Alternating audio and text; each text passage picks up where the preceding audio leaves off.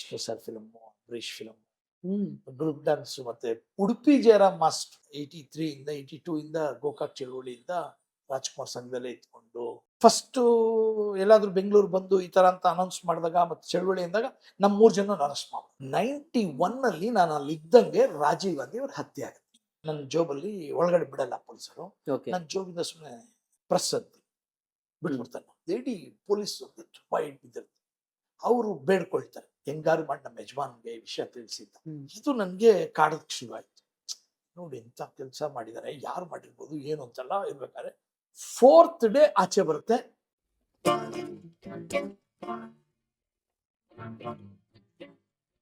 ಸ್ನೇಹಿತರೆ ನಮಸ್ಕಾರ, ನೀವು ನೋಡ್ತಾ ಇದ್ದೀರಾ ಡೈಲಿ ಮಾಧ್ಯಮ. ನಾನು ಅಶೋಕ್ ದಾವಣಗೆರೆ. ಸೊ ನಮ್ಮಲ್ಲಿ ಇವತ್ತು ಸಾಕಷ್ಟು ಹೊಸ ನಿರ್ದೇಶಕರು ಬರ್ತಾ ಇದ್ದಾರೆ. ಇವತ್ತು ಯಾರು ಬೇಕಾದ್ರೂ ಸಿನಿಮಾ ಮಾಡ್ಬೋದು ಅನ್ನುವಂತಹ ಹಂತದಲ್ಲಿ ನಮ್ಮ ಚಿತ್ರರಂಗ ಇದೆ. ನಿರ್ದೇಶನಕ್ಕೂ ಕೂಡ ಯಾರು ಬೇಕಾದ್ರೂ ಬರಬಹುದು. ಯಾವುದೇ ತಯಾರಿ ಇರೋದಿಲ್ಲ, ಯಾವುದೇ ರೀತಿ ಹಿನ್ನೆಲೆ, ಸಿನಿಮಾ ಹಿನ್ನೆಲೆ ಕೂಡ ಇರೋದಿಲ್ಲ, ಯಾವ ನಿರ್ದೇಶಕರ ಜೊತೆಯಲ್ಲೂ ಕೂಡ ಕೆಲಸ ಮಾಡಿರೋದಿಲ್ಲ. ಆದ್ರೂ ಕೂಡ ಇವತ್ತು ನಿರ್ದೇಶಕರಾಗಿ ಸಿನಿಮಾಗಳನ್ನ ಮಾಡ್ತಾ ಇದ್ದಾರೆ. ಆದ್ರೆ ಕನ್ನಡ ಚಿತ್ರರಂಗದಲ್ಲಿ ಕೆಲವು ನಿರ್ದೇಶಕರು ಯಾವುದೇ ಸಿನಿಮಾ ಮಾಡಿದ್ರು ಕೂಡ ತುಂಬಾ ರಿಸರ್ಚ್ ಅನ್ನ ಮಾಡಿ, ಮಾಹಿತಿಯನ್ನ ಕಲೆ ಹಾಕಿ ಅದರ ಮೇಲೆ ವರ್ಕ್ ಮಾಡಿ ಸಿನಿಮಾ ಮಾಡ್ತಾರೆ. ಅಂತಹ ಅಪರೂಪ ನಿರ್ದೇಶಕರು ಬಹಳ ವಿರಳಾತಿ ವಿರಳ. ಅಂತಹ ನಿರ್ದೇಶಕರ ಸಂದರ್ಶನವನ್ನ ನಾವೀಗ ಮಾಡ್ತಾ ಇದ್ದೀವಿ. ಅವರು ಮತ್ತಾರೂ ಅಲ್ಲ, ನಮ್ಮ ನೆಚ್ಚಿನ AMR ರಮೇಶ್ ಅವರು. AMR ರಮೇಶ್ ಅಂದ ತಕ್ಷಣ ನಿಮಗೆ ಒಂದು 2-3 ಸಿನಿಮಾ ಹೆಸರು ಹೇಳಿದ್ರೆ ಗೊತ್ತಾಗ್ಬಿಡುತ್ತೆ. ಒಂದು ಸೈನೈಡ್, ಅಟ್ಟಹಾಸ, ಪೊಲೀಸ್ ಕ್ವಾರ್ಟರ್ಸ್, ಇನ್ನು ಬಹಳಷ್ಟು ಸಿನಿಮಾಗಳನ್ನ ಮಾಡಿದ್ದಾರೆ. ಈ 3 ಸಿನಿಮಾಗಳ ಹೆಸರನ್ನ ಕೇಳಿದಾಗ ನಿಮ್ಮ ತಲೆಯಲ್ಲಿ ಖಂಡಿತವಾಗ್ಲೂ ಒಂದು ಚಿತ್ರ ಬಂದಿರುತ್ತೆ. ಕನ್ನಡ ಚಿತ್ರರಂಗ ಕಂಡಂತಹ ಅತ್ಯಂತ ವಿಶಿಷ್ಟ ನಿರ್ದೇಶಕ ಅಂತ ನಾನು ಹೇಳ್ತೀನಿ. ಸೊ ನಮ್ಮ ಜೊತೆ ಇವತ್ತು AMR ರಮೇಶ್ ಅವರು ಇದ್ದಾರೆ. ಅವರ ನಿವಾಸಕ್ಕೆ ನಾವು ಬಂದಿದ್ದೀವಿ. ಸರ್ ನಮಸ್ಕಾರ. ಹೇಗಿದ್ದೀರಿ? ಸೊ ನಮಸ್ಕಾರ. ಬಹಳ ಸಂತೋಷ ಆಯ್ತು ನಿಮ್ಮನ್ನ ಇವತ್ತು ಭೇಟಿ ಮಾಡಿ. ನಿಮ್ಮ ಲೈಫ್ನ, ನಿಮ್ಮ ಸಿನಿಮಾ ಜರ್ನಿಯ, ನಿಮ್ಮ ಈ ರಿಸರ್ಚ್ ಏನಿದೆ ಇದರ ಒಂದಷ್ಟು ಮಾಹಿತಿಗಳನ್ನ ನಮ್ಮ ಚಾನಲ್ಗೆ ನೀವು ಹೇಳ್ಬೇಕು ಅಂತ. ಖಂಡಿತ ಎಸ್ ಸರ್, ಆಗಿದ್ರೆ ಕೇಳೋಣ. ಖಂಡಿತ ಬನ್ನಿ. ನಮಸ್ತೆ. ಡೈಲಿ ಮಾಧ್ಯಮದ ಮೊದಲ ಸಂದರ್ಶನ ನಿಮ್ದು. ಸೊ ಹೇಗಿದ್ದೀರಿ? ಚೆನ್ನಾಗಿದ್ದೀನಿ. ಖುಷಿ ಆಯ್ತು. ಹೊಸದಾಗಿ ನೀವೇ ಒಂದು ಕ್ರಿಯೇಟ್ ಮಾಡ್ಕೊಂಡು ಡೈಲಿ ಮಾಧ್ಯಮ ಅಂತ ಹೇಳಿ very happy. Good luck. Thank you so much. Thank you.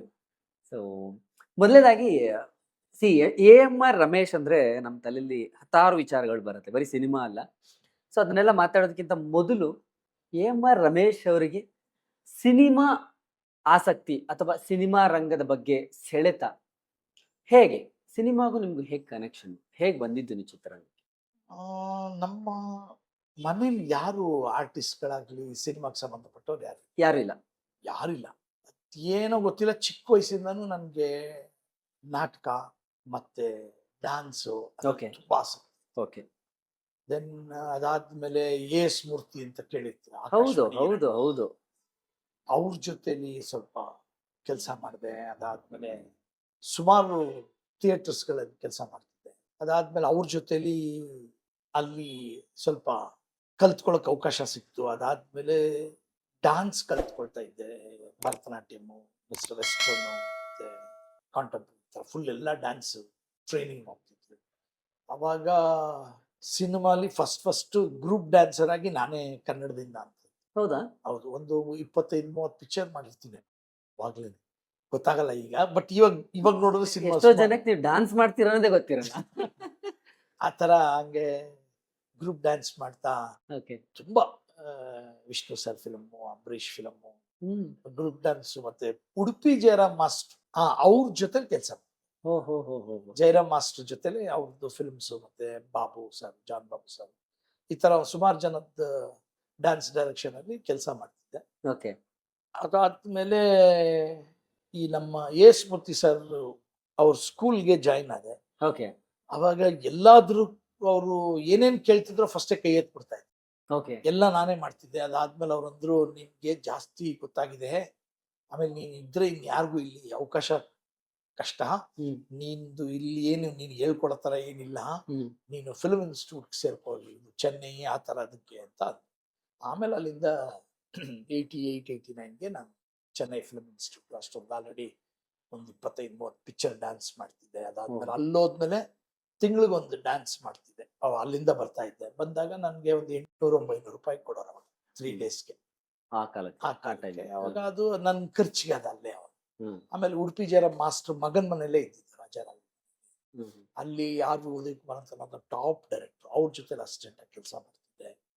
Film institute ಸೇರ್ಕೊಂಡೆ. ಆಮೇಲೆ ಗೋಲ್ಡ್ ಮೆಡಲಿಸ್ಟ್ ಅಲ್ಲಿ ಫಸ್ಟ್ ರ್ಯಾಂಕ್. ಈ ತರ ಶುರುವಾಯ್ತು. ನಂದು ಜರ್ನಿ. ಓಕೆ. ಬಟ್ ನಿಮ್ಗೆ ಈ ತರದ್ದೆಲ್ಲ ಆಸಕ್ತಿ ಬೆಳೆದಿದ್ದು ಹೆಂಗೆ? ಲೈಕ್ ಒಂಥರ ಇನ್ವೆಸ್ಟಿಗೇಟಿವ್ ಹಾ. ಪ್ರೋಸೆಸ್ ಇದೆಯಲ್ಲ, ಒಂದು ಸಿನಿಮಾ ಮಾಡೋದಿದೆಯಲ್ಲ, ಸುಮ್ಮನೆ ಒಂದು ರೂಮಲ್ಲಿ ಕತೆ ಬರೆದು ಅಥವಾ ಏನೋ ಒಂದು ಯಾವುದೋ ಒಂದು ಎಳೆ ಸಿಕ್ಕಿರುತ್ತೆ ಇಟ್ಕೊಂಡು ಅದ್ರ ಮೇಲೆ ನೀವು ಕತೆನ ಬಿಲ್ಡ್ ಮಾಡೋದು ಬೇರೆ. ಇಲ್ಲ, ನಾನು ಒಂದು ಕತೆನ ಜನರಿಗೆ ಹೇಳುವಾಗ ಫಸ್ಟ್ ಆ ಕಥೆಯ ಅನುಭವಗಳ ಏನೇನಿದೆ, ಅದ್ರ ಹಿನ್ನೆಲೆ ಏನಿದೆ, ಅದೆಲ್ಲವನ್ನೂ ಕಲೆ ಹಾಕಿ ರಿಸರ್ಚ್ ಮಾಡಿ ಅದನ್ನು ಸಿನಿಮಾ ಮಾಡ್ತೀನಿ ಅನ್ನೋದಿದೆ. ನೀವು ಮೊದಲು ಮಾಡಿದ ಸಿನಿಮಾನೇ ಬೇರೆ ಆಕ್ಚುಲಿ, ಹೌದು. ಸಂತೋಷ ಅಂತ ಒಂದು ಸಿನಿಮಾ ಸಂತೋಷ, ಅದಕ್ಕೂ ಸ್ಟೇಟ್ ಅವಾರ್ಡ್ ಬರುತ್ತೆ. ಸೈನೈಡ್ ಆದ್ಮೇಲೆ ನೀವು ಸಂತೋಷನ ಆಕ್ಚುಲಿ ರಿಯಲ್ ಸ್ಟೋರಿ. ಅದು ರಿಯಲ್ ಸ್ಟೋರಿ. ಗುಜರಾತ್ ಅಲ್ಲಿ ಭೂಕಂಪ ಆಗತ್ತಲ್ಲ, ಆ ಬೇಸ್ ಮಾಡಿ ಇಟ್ಕೊಂಡು ಒಳಗಡೆನೆ ಹೆಣದಿದ್ದೆ.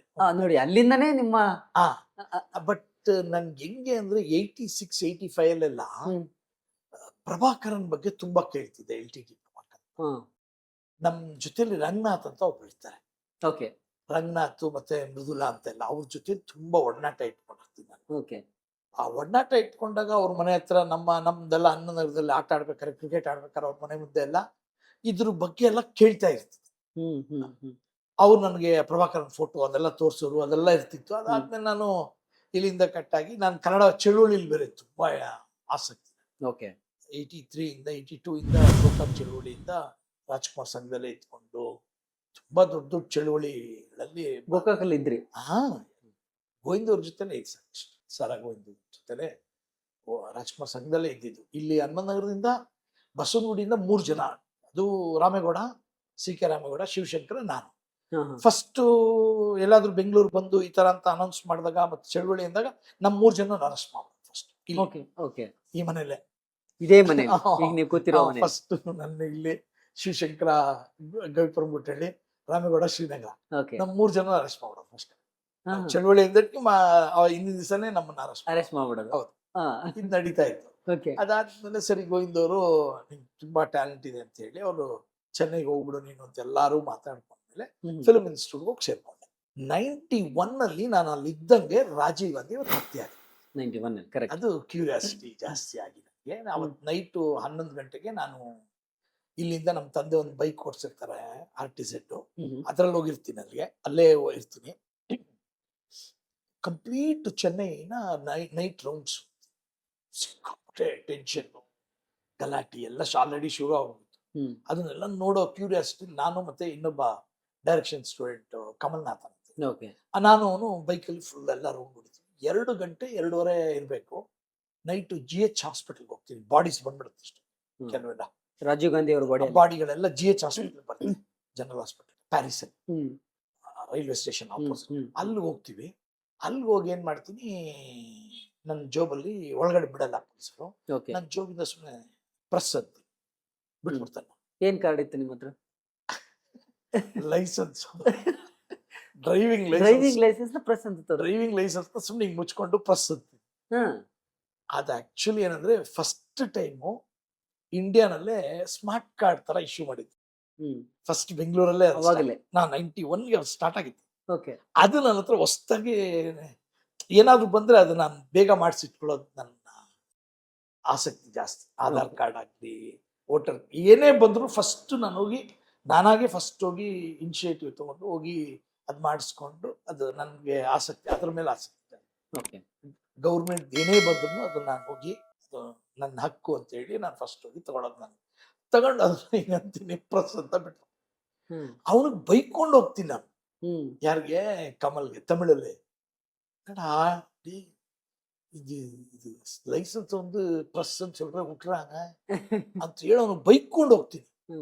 ಅದಾದ್ಮೇಲೆ ಅಲ್ಲೋಗಿ ಬಾಡೀಸ್ ಎಲ್ಲ ನೋಡ್ತೀವಿ ಕೆಲವೆಲ್ಲ. ಆಮೇಲೆ ಅಲ್ಲಿ ಒಂದು ಲೇಡಿ ಪೊಲೀಸ್ ತುಂಬಾ ಇಟ್ಟಿದ್ದಾರೆ.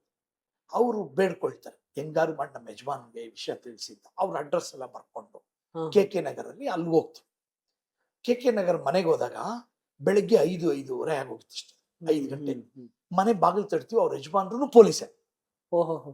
ಅವ್ರಿಗೆ ವಿಷಯನೇ ಗೊತ್ತಿಲ್ಲ ನೈಟ್ ಅಲ್ಲಿ ಆಗಿರೋದು. ಇವಾಗಿನ ತರ ಆಗಿದ್ರೆ ಹಾ, ಬೇಗ ಅವಾಗ ಬರೀ ಟಿವಿ ಬಿಟ್ರೆ ಏನು ಇಲ್ವಲ್ಲ. ಏನಿಲ್ಲ, ಟಿವಿಯಲ್ಲೂ ಹಾ. ಏನದು ಯಾವಾಗ್ಲೂ. ಈ ತರ ಇರ್ಬೇಕಾದ್ರೆ ಇಮಿಡಿಯೇಟ್ ಆಗಿ ನಾನು ಅವ್ರಿಗೂ ವಿಷಯ ತಿಳಿಸಿ ಹ್ಮ್. ಇತಿಹಾಸ ತಿಳಿಸಿದ್ಮೇಲೆ ಅವಾಗ ಅವ್ರಿಗೆ ಗೊತ್ತು, ಅವ್ರು ಪೊಲೀಸರೇ, ಅವಾಗ ಅವ್ರು ಬಟ್ಟೆ ಹಾಕೊಂಡು GH ಹಾಸ್ಪಿಟಲ್ ಹೋಗ್ತಾರೆ.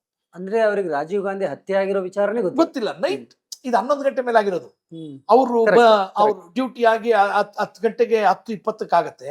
11 ಗಂಟೆ ಮೇಲೆ ಸ್ವಲ್ಪ ಇದು ಅಷ್ಟೊತ್ತಿಗೆ ಆಲ್ರೆಡಿ ಅವರು ಮಲಗ್ಬಿಟ್ಟಿದ್ರು. ಅವ್ರಿಗೆ ಅದ್ರ ಬಗ್ಗೆ ನಾಲೆಡ್ಜ್ ಇಲ್ಲ. ಅವ್ರ ಮಿಸಸ್ಸು ಅಲ್ಲಿ ಡ್ಯೂಟಿಗೆ ಹೋಗಿದ್ದಾರೆ ಅಂತ ಅನ್ಕೊಂಡು ಶ್ರೀಪರಮದೂರಲ್ಲಿ ಅನ್ಕೊಂಡು ಸುಮ್ಮನೆ ಇದ್ದಾರೆ. ಬೆಳಿಗ್ಗೆ ಬರ್ತಾರೆ ಅಂತ ಅನ್ಕೊಂಡಿದ್ದಾರೆ. ಅವ್ರು ಹೋಗೇ ಇಲ್ಲ. ಇಮಿಡಿಯೇಟ್ ಆಗಿ ಇಲ್ಲಿ ನಾನು ಹೋಗಿ ಹೇಳಿದ್ಮೇಲೆ ಅವ್ರಿಗೆ ಗೊತ್ತಾಯ್ತು. ಇಮಿಡಿಯೇಟ್ ಆಗಿ ಅವ್ರ ಬಟ್ಟೆ ಹಾಕೊಂಡು ಹೋಗ್ತಾರೆ. ಅದು ನನ್ಗೆ ಕಾಡೋದಕ್ಕೆ ಶುರು ಆಯ್ತು. ನೋಡಿ ಎಂತ ಕೆಲಸ ಮಾಡಿದ್ದಾರೆ, ಯಾರು ಮಾಡಿರ್ಬೋದು ಏನು ಅಂತೆಲ್ಲ ಇರ್ಬೇಕಾದ್ರೆ 4th ಡೇ ಆಚೆ ಬರುತ್ತೆ. ಶಿವರಾಸನ್ ಅನ್ನೋನೊಬ್ಬ ಅವ್ರದ್ದು ಒಂದು ಫಾಲ್ಸ್ ಪ್ರೆಸ್ ಐಡೆಂಟಿಟಿ ಕಾರ್ಡ್ ಇಟ್ಕೊಂಡು ಒಳಗಡೆ ಹೋದ ಅಷ್ಟೇ. ರೀಲ್ಸ್ ನೀವ್ ಹೆಂಗ್ ಹೋದ್ರಿ ಹಂಗೆ ನಾನು ಹಿಂಗ್ ಹೋದ್ನೋ ಅದೇ ತರ ಅವನು ಹೋಗಿದ್ದಾನೆ. ಅದು ನನಗೆ ಜಾಸ್ತಿ ಕಾಡಕ್ ಸ್ಟಾರ್ಟ್ ಆಗಿ ಮೆಟೀರಿಯಲ್ಸ್ ಎಲ್ಲ ಕಲೆಕ್ಟ್ ಮಾಡಕ್ ಸ್ಟಾರ್ಟ್ ಮಾಡಿ ಅವಾಗ ಮಾಡ್ತಾ ಮಾಡ್ತಾ ಮಾಡ್ತಾನೆ ಇದ್ರ ಬಗ್ಗೆ ಆಸಕ್ತಿ ಬಂದು ಸುಮಾರು ಜನ ಭೇಟಿ ಮಾಡೋದು, ಮೆಟೀರಿಯಲ್ಸ್ ಕಲೆಕ್ಟ್ ಮಾಡೋದು ಮಾಡ್ತಾನೆ. ವೀರಪ್ಪಂದು ಓಡ್ತಾ ಇರುತ್ತೆ ಸೈಡಲ್ಲಿ. ಬಟ್ ನೀವ್ ಹೇಳ್ತಿರೋದು 1991. ಹೌದು. ನೀವು ಸೈನೈಡ್ ಸಿನಿಮಾ ಮಾಡಿದ್ದು 2006. 5 ಶೂಟಿಂಗ್ ಸ್ಟಾರ್ಟ್ ಮಾಡಿ 5 ಶೂಟಿಂಗ್. ಸ್ಕ್ರಿಪ್ಟ್ ಬಂದು 2000 ಮುಗಿಸ್ಬಿಟ್ಟಿರ್ತೀನಿ. ಅಂದ್ರೆ ಸ್ಕ್ರಿಪ್ಟ್ ರೆಡಿ ಆಗ್ಬಿಟ್ಟಿರುತ್ತೆ. ಓಕೆ. 91 ಇಂದ ಶುರು ಮಾಡಿ 10 yearsಗೆ ಸ್ಕ್ರಿಪ್ಟ್ ಬರೆದ್ಬಿಡ್ತೀವಿ. 10 years research complete. ಯಾಕೆ ಅಂದ್ರೆ 97 ಅಲ್ಲಿ ಕೆಂಪಯ್ಯನವ್ರನ್ನ ಭೇಟಿ ಮಾಡ್ತೀವಿ. 97 ಅಲ್ಲಿ ಕೆಂಪಯ್ಯನವ್ರನ್ನ ಭೇಟಿ ಮಾಡಿದಾಗ ಕೆಂಪಯ್ಯನವರು ಇಲ್ಲಿ ಅವರೇ ಮಾಡಿದ್ದು ಇನ್ವೆಸ್ಟಿಗೇಷನ್, ಬೆಂಗಳೂರು ಇನ್ವೆಸ್ಟಿಗೇಷನ್. ಅವರು ಹೊರಗಡೆದೆಲ್ಲ ಕೊಡ್ತಾರೆ. 97 ಅಲ್ಲಿ 91 ಅಲ್ಲಿ ಬೆಂಗಳೂರು ಅಲ್ಲಿ ಕೊಲೆ ಮಾಡಿಬಿಟ್ಟು ಅವರು ಶಿವರಾಸನ್ ಗ್ಯಾಂಗ್ ಬೆಂಗಳೂರಿಗೆ ಬರ್ತಾರೆ. ಅವಾಗ ನಮಗೆಲ್ಲ ಶಾಕು, ಬೆಂಗಳೂರಿಗೆ ಹೆಂಗಪ್ಪ ಬಂದ್ರು ಇವರು, ಯಾರ ಮನೇಲಿದ್ರು, ಯಾರ ಜೊತೆಲಿದ್ರು ಅಂದರೆ ನಾನು ಫಸ್ಟ್ 85-86 ಅಲ್ಲಿ ನಾನೊಂದು ರಂಗನಾಥ್ ಮೃದುಲಾ ಅಂತ ಹೇಳಿದ್ರೆ ಅವ್ರ ಮನೇಲಿ ಇರ್ತಾರೆ. ಅದು ನನಗೆ ಕಾಡ್ಸಕ್ಕೆ ಸ್ಟಾರ್ಟ್ ಆಗುತ್ತೆ. ಏನಂದರೆ ಎಲ್ಲಾನು ನನ್ನ ಸುತ್ತಾನೇ ನಡೆದಂಗಿತ್ತು. ಅದಾದ್ಮೇಲೆ ನಾನು ರಾಜ್ಕುಮಾರ್ ಸಂಘ ಅಂದ್ನಲ್ಲ, ಅಲ್ಲಿ ನಾಗು ಅಂತ ಇರ್ತಾನೆ, ಬುಷ್ನಾಗ್ ಸರಗೋವಿನ ಜೊತೆ ದೇವಪ್ಪ, ಅವ್ರ ಅಣ್ಣನೇ ನರಸಿಂಹಮೂರ್ತಿ ಇನ್ಸ್ಪೆಕ್ಟರ್. ಅವರೇ ಇನ್ವೆಸ್ಟಿಗೇಟ್ ಮಾಡಿರೋದು. ಆಮೇಲೆ ನನ್ನ ಫ್ರೆಂಡ್ ಮಾಲಿಂಗಮ್ ಅಂತ ನಾವು ಎಲ್ಲಿ ಕುತ್ಕೊಳ್ತೀವೋ ಅವ್ರದೇ ಅಂಬಾಸಿಡರ್ ಕಾರ್ ತಗೊಂಡೋಗಿರೋದು ಪೊಲೀಸರು. ಇದು ಲಾಸ್ಟ್ ಕೊಂಡನ್ಕುಂಟೆ ಮನೆಗೆಲ್ಲ ಈ ಹತ್ಯೆ ಮಾಡಿದ್ರಲ್ಲ ಅವಾಗೆಲ್ಲ 92 ಎಲ್ಲಾನು ಪ್ರತಿ ಒಂದು ನನಗೆ. ಆಮೇಲೆ ಫಿಲ್ಮ್ ಇನ್ಸ್ಟಿಟ್ಯೂಟ್ನಲ್ಲಿ ನನ್ನ ಸೀನಿಯರು 91 ಅಲ್ಲಿ ನಾನು ಪ್ರೊಡ್ಯೂಸ್ ಮಾಡ್ತೀನಿ ಒಂದು serial, one of the biggest hit serial ಅದು. ಆ ಸೀರಿಯಲಲ್ಲಿ ನಾನು ಯಾರನ್ನ ಆ್ಯಕ್ಟ್ ಮಾಡಿಸಿದ್ನೋ ಅವರೇ ಮೇನ್ ವಿಟ್ನೆಸ್ಸು ರಾಜೀವ್ ಗಾಂಧಿ ಕೇಸಲ್ಲಿದ್ದಾರೆ. ಅವ್ರದ್ದೇ ಫಸ್ಟ್ ಕ್ಯಾಮ್ರಾನ ಶಿವರಾಸನ್ ಗ್ಯಾಂಗ್ ತಗೊಂಡೋಗಿ ನಂದನಮಲ್ಲಿ ಶೂಟ್ ಮಾಡಿರ್ತಾರೆ ಟ್ರಯಲ್ ರನ್ಗೆ. ರಾಜೀವ್ ಗಾಂಧಿ ಸಾಯಿಸೋ ದಿನ ಇವ್ರು ಊರಲ್ಲಿರಲ್ಲ. ಯಾರು ನಮ್ಮ ಅರುಳ್ಮಣಿ ಅನ್ನೋರು. ಆ ಅರುಳ್ಮಣಿ ಅವರು ಅದಕ್ಕೆ ಅದ್ರಲ್ಲಿ ಮಿಸ್ ಆಗಿ ಅವನು ಹೋಗಿ ಶುಭಾಸುಂದರಂ ಸ್ಟುಡಿಯೋನಲ್ಲಿ ಕ್ಯಾಮ್ರಾ ತಗೊಂಡೋಗಿರ್ತಾನೆ. ಅದೇನೋ ಆಗಿದ್ರೆ ಅರುಳ್ಮಣಿ ಅವರು ಇನ್ನೂ ನನಗೆ ವಿಷಯ ಹೇಳಿರೋರು. ಬಟ್ ಅರುಳ್ಮಣಿ ಬಂದು ಇವಾಗಲೂ XXX ಅಲ್ಲೇ ಇದ್ರು. XXX ಅಂದರೆ ಐ ವಿಟ್ನೆಸ್ಗಳವರಲ್ಲ. ಬಟ್ ಗೌರ್ಮೆಂಟಲ್ಲಿ ಅವರು ಹೊರಗಡೆ ಅವ್ರನ್ನ ರಿವೀಲೇ ಮಾಡಲ್ಲ. ಅವ್ರನ್ನ ಯಾಕೆ ನಾನು ಈಗ ಹೇಳ್ತಿದ್ದೀನಿ ಅಂದ್ರೆ ಮೊನ್ನೆ ತೀರೋದ್ರು. ಅವ್ರು ಇಲ್ಲದೆ ಇರೋದ್ರಿಂದ ನೀವು ಅವ್ರ ಹೆಸರು ಹೇಳ್ಬೋದು. ಯಾಕೆಂದ್ರೆ ಆಗೋಯ್ತು ಪಾಪ, ಅವ್ರದ್ದು ಕತೆ ಮುಗೀತು. ಅವ್ರನ್ನೇ ನಾನು ಹಠಾಸಲ್ಲಿ ಎಷ್ಟು ಕ್ಲೋಸ್ ಅವ್ರು ನನ್ನ ಜೊತೆ ಅಂದ್ರೆ ವೀರಪ್ಪನ ಅಣ್ಣನ ಕ್ಯಾರೆಕ್ಟರ್ ಅವ್ರ ಕೈಲಿ ಮಾಡಿಸಿದ್ದೀನಿ. ಅವಾಗೆಲ್ಲ ನನ್ಗೆ ಹೇಳೋರು, ಅದನ್ನೆಲ್ಲ ಬರ್ಕೊಳ್ತಾನೆ ಇರ್ತಿದ್ದೆ. ಎಲ್ಲ ಪ್ರತಿಯೊಂದು ಹಂಗೇನೆ. ನನ್ನ ರಿಸರ್ಚ್ ಎಲ್ಲ ಹಂಗೆ ಆಗಿರೋದು. ಯಾರ್ಯಾರು ಇನ್ವಾಲ್ವ್ ಆಗಿರ್ತಾರೋ ಅವ್ರ ಹತ್ರ ಹೋದಾಗೆಲ್ಲ ಒಂದು ವಿಷಯಗಳು ಹೇಳ್ತಾ ಇರ್ತಾರೆ. ಹೋಗ್ತಾ ಇರ್ತೀನಿ, ಬರ್ತಾ ಇರ್ತೀನಿ. ನಮ್ಮ ಫಿಲ್ಮ್ ಇನ್ಸ್ಟಿಟ್ಯೂಟಲ್ಲಿ ಎಲ್ಲ ಟಚ್ಚಲ್ಲಿ ಎಲ್ಲರೂ ಇರೋದ್ರಿಂದ ಸಾಕಷ್ಟು ಕಡೆ, ಆಮೇಲೆ ಕನ್ನಡ ಚಳುವಳಿಯಲ್ಲಿ ಇದ್ದಿದ್ದರಿಂದ ಆಮೇಲೆ ಪ್ರತಿಯೊಬ್ಬರು ಗೊತ್ತಿತ್ತು. ಹೆಂಗೆ ಜಾಸ್ತಿ ಆಯ್ತಿದ್ದು ಅಂದರೆ, ನಾನು 97 ಅಲ್ಲಿ ಚಿನ್ನೇಗೌಡರು ನನ್ನನ್ನು ಕೆಂಪಯ್ಯನವ್ರ ಹತ್ರ ಕರ್ಕೊಂಡು ಹೋಗ್ಬಿಡೋದು. ನಮ್ಮ ರಮೇಶ ತುಂಬ ಚೆನ್ನಾಗಿ ಇದು ಮಾಡ್ಕೊಂಡಿರ್ತಾನೆ, ಅವ್ನಿಗೆ ಏನೇನು ನಡೀತು ಹೇಳಿ ನೀವು ಅಂತೇಳಿ ಕೆಂಪಯ್ಯನವ್ರು ಕಂಪ್ಲೀಟ್ ನನಗೆ ಹೇಳಿರ್ತಾರೆ. ಹೊರಗಡೆ ಅವಾಗ ಅವ್ರು DCP ಬೆಂಗಳೂರು ಸೌತ್, ಅವ್ರು ಕಂಪ್ಲೀಟ್ ವಿಷಯ ಹೊರಗಡೆ ಹೇಳ್ತಾರೆ. ಒಳಗಡೆ ಅವ್ರಿಗೆ ಗೊತ್ತಿಲ್ಲಲ್ಲ. 97 ಅಲ್ಲಿ ಜೈಲಿಂದ 8 ವರ್ಷ ಜೈಲು ಮುಗಿಸ್ಕೊಂಡು 7 ವರ್ಷ ಜೈಲು ಮುಗಿಸ್ಕೊಂಡ್ರೆ ಇವನು ಆಚೆ ಬರ್ತಾನೆ. ರಂಗನಾಥ್ ಮೃದುಲನ್ನು ಇಟ್ಕೊಂಡು ಒಳಗಡೆ ಏನು ನಡೀತೋ ಅದನ್ನೆಲ್ಲ ತಗೊಳ್ತೀನಿ. ಆಮೇಲೆ ರಂಗನಾಥ್ ಜೊತೆಲಿ ಯಾರ್ಯಾರಿದ್ರೋ ತಮಿಳವರು ಅವರು ಇವ್ರನ್ನೆಲ್ಲ ಹೋಗಿ ಪರ್ಸ್ನಲಾಗಿ ಭೇಟಿ ಮಾಡಿ, ರಾಜೀವ್ ಗಾಂಧಿ ಕೇಸಲ್ಲಿದ್ದವರು ಸುಶೀಂದ್ರನ್ನು ಇವ್ರು ಯಾರು ಆಚೆ ಬಂದಿದ್ರು ಅವ್ರನ್ನೆಲ್ಲ ಭೇಟಿ ಮಾಡಿ ಇಂಟರ್ವ್ಯೂಗಳು ತೊಗೊಳ್ತೀನಿ.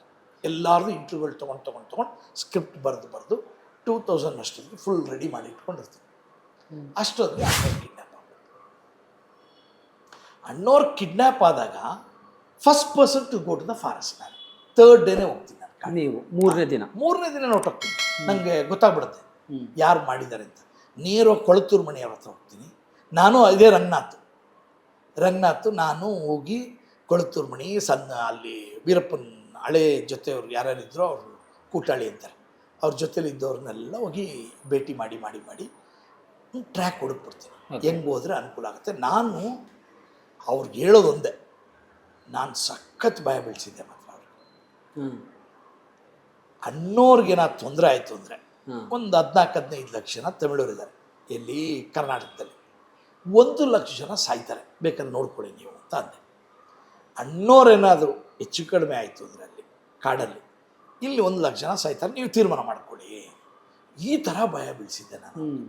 ಭಯ ಬೀಳಿಸ್ಬಿಟ್ಟು ಅವ್ರಿಗೇನೂ ಆಗಬಾರ್ದು ಫಸ್ಟು ಅಂತ ಅವ್ರು ಒಂದು ಪ್ರಾಮಿಸ್ ಮಾಡ್ತೀವಿ, ಏನೂ ಆಗಲ್ಲ ಅವ್ರಿಗೆ, ಹೆಂಗಾರು ಮಾಡಿ ಹಿಡಿದು ಏನೋ ಇದು ಮಾಡೋಣ, ನಾವು ಹುಡ್ಕೋಣ ಜಾಗ ಅಂತ ಅವರೆಲ್ಲ ಹೇಳಿರ್ತಾರೆ. ನಂಗೆ ಪ್ರಾಮಿಸ್ ಮಾಡಿರ್ತಾರೆ. ಯಾರು ನಿಮ್ಮನ್ನು ಕರ್ಕೊಂಡು ಹೋಗ್ತಾರೆ? ರಂಗನಾಥ್ ಮತ್ತೆ ಕೊಳತ್ತೂರು ಮಣಿ ಫೇಮಸ್ ಅವರೇ. ಅದೇ ಗೊತ್ತಾಯ್ತು. ಕೊಳತ್ತೂರು ಮಣಿಯವ್ರ ಹತ್ರ ಒಂದು ಪ್ರಾಮಿಸ್ ತೊಗೊಂಡು ಬರ್ತೀನಿ. ಬಂದು ನನಗೆ ಚಳುವಳಿ ಇದ್ನಲ್ಲ, ಆಮೇಲೆ ನಾನು ಇವರೆಲ್ಲ ಕ್ಲೋಸ್ ನನಗೆ, ಯಾರು ಬಿದ್ರಿ ಸಾಹೇಬ್ರು, ಗೋಪಾಲ್ ಹೊಸೂರು, ನಮ್ಮ MC ನಾರಾಯಣಗೌಡ ಅವರೆಲ್ಲ DCPಗಳು. ಅವ್ರ ಹತ್ರ ಬಂದು ಈ ವಿಷಯ ಹೇಳಿದಕ್ಕೆ ಎಲ್ಲರೂ ಶಾಕ್ ಆಗ್ಬಿಡ್ತಾರೆ. ಪರ್ಫೆಕ್ಟ್ ಮೂವ್ ಮಾಡಿದ್ಯಾ, ಇಮಿಡಿಯೇಟಾಗಿ ಖರ್ಗೆ ಹತ್ರ ಮಾತಾಡೋದು. ಖರ್ಗೆ ಹತ್ರ ಅವ್ರು ಮಾತಾಡ್ತೀನಿ. ಖರ್ಗೆ ಅವರು ಹೋಮ್ ಮಿನಿಸ್ಟರ್. ಕರೆಕ್ಟ್. ಅವರು ಕೃಷ್ಣ ಅವರು CM, ಖರ್ಗೆ ಹೋಮ್ ಮಿನಿಸ್ಟ್ರು. ನಂಗೆ ಅವ್ರಿಗೆ ಬಬ್ಬ ಅಂದ್ಬಿಡ್ತಾರೆ. ಅದಕ್ಕೆ ಏನು ಮಾಡ್ತಾರೆ, ಇಮ್ಮಿಡಿಯೇಟಾಗಿ ಒಳಗಡೆ ಇವರಿದ್ದಾರೆ ಕೆಂಪಯ್ಯನವ್ರು, ಅವ್ರ ಹತ್ರ ಮಾತಾಡು ಅಂತಾರೆ. ಆಯಿತು ಅಂತೇಳಿ ನಾನು ಚಿನ್ನೇಗೌಡರ ಹತ್ರ ಹೇಳಿದಾಗ ಕೆಂಪಯ್ಯನವ್ರ ಹತ್ರ ಕರ್ಕೊಂಡು ಹೋಗ್ತಾರೆ. ಮನೆಯೊಳಗೆ, ಅಣ್ಣವ್ರ ಮನೆಯಲ್ಲೇ ಇದೆ, ಮನೆಯಲ್ಲೇ ಅಣ್ಣವ್ರ ಮನೆಯಲ್ಲೇ ಕೆಂಪಯ್ಯನವರು ನನ್ನ ಕರೀತಾರೆ. ಒಳಗಡೆ ಹೋಗಿ ಏನೇನಾಯಿತು ಅಂತ ಕೇಳಿದ್ರು. ಅವಾಗೆಲ್ಲ ಹೇಳ್ತೀನಿ, ಹಿಂಗಾಯ್ತು ಅಣ್ಣ, ಹಿಂಗಾಯ್ತು ಸರ್ ಅಂತೆಲ್ಲ ಎಕ್ಸ್ಪ್ಲೈನ್ ಮಾಡ್ತೀನಿ. ಚಿನ್ನೇಗೌಡರನ್ನ ಅಣ್ಣ ಅಂತಾರೆ ಅವ್ರ. ಹಿಂಗೆಲ್ಲ ಎಕ್ಸ್ಪ್ಲೈನ್ ಮಾಡಿದಾಗ ಅದಾದಮೇಲೆ ಅವ್ರಿಗೊಂದು ಸ್ವಲ್ಪ ಗೊತ್ತಾಯಿತು ಏನೋ ವಿಷಯ ಇದೆ ಅಂತ. ಗೋಪಾಲ್ ಹೊಸೂರ್ಗೆ ಯಾಕೆ ಗೊತ್ತಿತ್ತು ಅಂದರೆ, ಗೋಪಾಲ್ ಹೊಸೂರು ಅವ್ರು ಆಲ್ರೆಡಿ ಅಲ್ಲಿದ್ದು 8 ತಿಂದ್ಬಿಟ್ಟು ಬಂದಿರ್ತಾರೆ. 93ನಲ್ಲಿ ವೀರಪ್ಪನ ಗುಂಡೊಡೆದಿರ್ತಾನೆ ಅವರು ಅಲ್ಲಿ ಟ್ರೈನ್ ಆಗಿ ಬಂದಿರ್ತಾರೆ. ಯಾರ್ಯಾರು ನಾನು ಹೆಸರು ಹೇಳ್ತೀನಿ ಎಲ್ಲಾನು ಅವ್ರಿಗೆ ಗೊತ್ತಿತ್ತು ಜಾಗ. ಅದರಿಂದ ಅವ್ರು ನೀನು ಹೋಗಿರೋದು ಪರ್ಫೆಕ್ಟ್ ಅಂತ ಹೇಳಿ ನಾನು ಇಮಿಡಿಯೇಟಾಗಿ ಕಳಿಸ್ತಾರೆ. ಖರ್ಗೆಯನ್ನು ಭೇಟಿ ಮಾಡಿಸ್ತಾರೆ, ಇದೆಲ್ಲ ನಡೆದೋಗುತ್ತೆ ಅವರು. ಅವಾಗ ಅವರು ನನ್ನ ಕರ್ಕೊಂಡು ಒಳಗಡೆ ಕೇಳಿದಾಗ, ನೀನು ಯಾರ ಜೊತೆ ಹೋದಾಗ ಅಂದಾಗ ನಾನು ಹಿಂಗೆ ರಂಗನಾಥ್ನ ಹಿಡ್ಕೊಂಡು ಹೋದೆ ಅಂದಾಗ ಅವ್ರಿಗೊಂದು ಸ್ವಲ್ಪ ಇರ್ಸುಮುರ್ಸಾಯ್ತು. LTT ಅವರೆಲ್ಲ ಇರಲ್ಲ, ಇವ್ರ ಹತ್ರ ಯಾಕೆ ಹೋದಾಗ ಇವನು ಜೊತೆ ನಾನು ಕತೆಗೋಸ್ಕರ ಹೋದೆ. ಬಟ್ ನನಗದು ಇದು ಯೂಸ್ ಆಗಿ, ಇದು ಅಣ್ಣವ್ರ ಬಿಡುಗಡೆ ನಮ್ಗೆ ಇಂಪಾರ್ಟೆಂಟ್.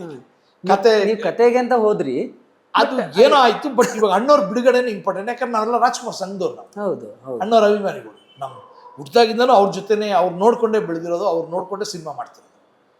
ಇಮ್ಮಿಡಿಯೇಟಾಗಿ ನಾನು ಹೇಳಿದ್ಮೇಲೆ ಸರಿ ಹೇಳ್ತೀನಿ ಇರು ಅಂತ ಅಂದರು.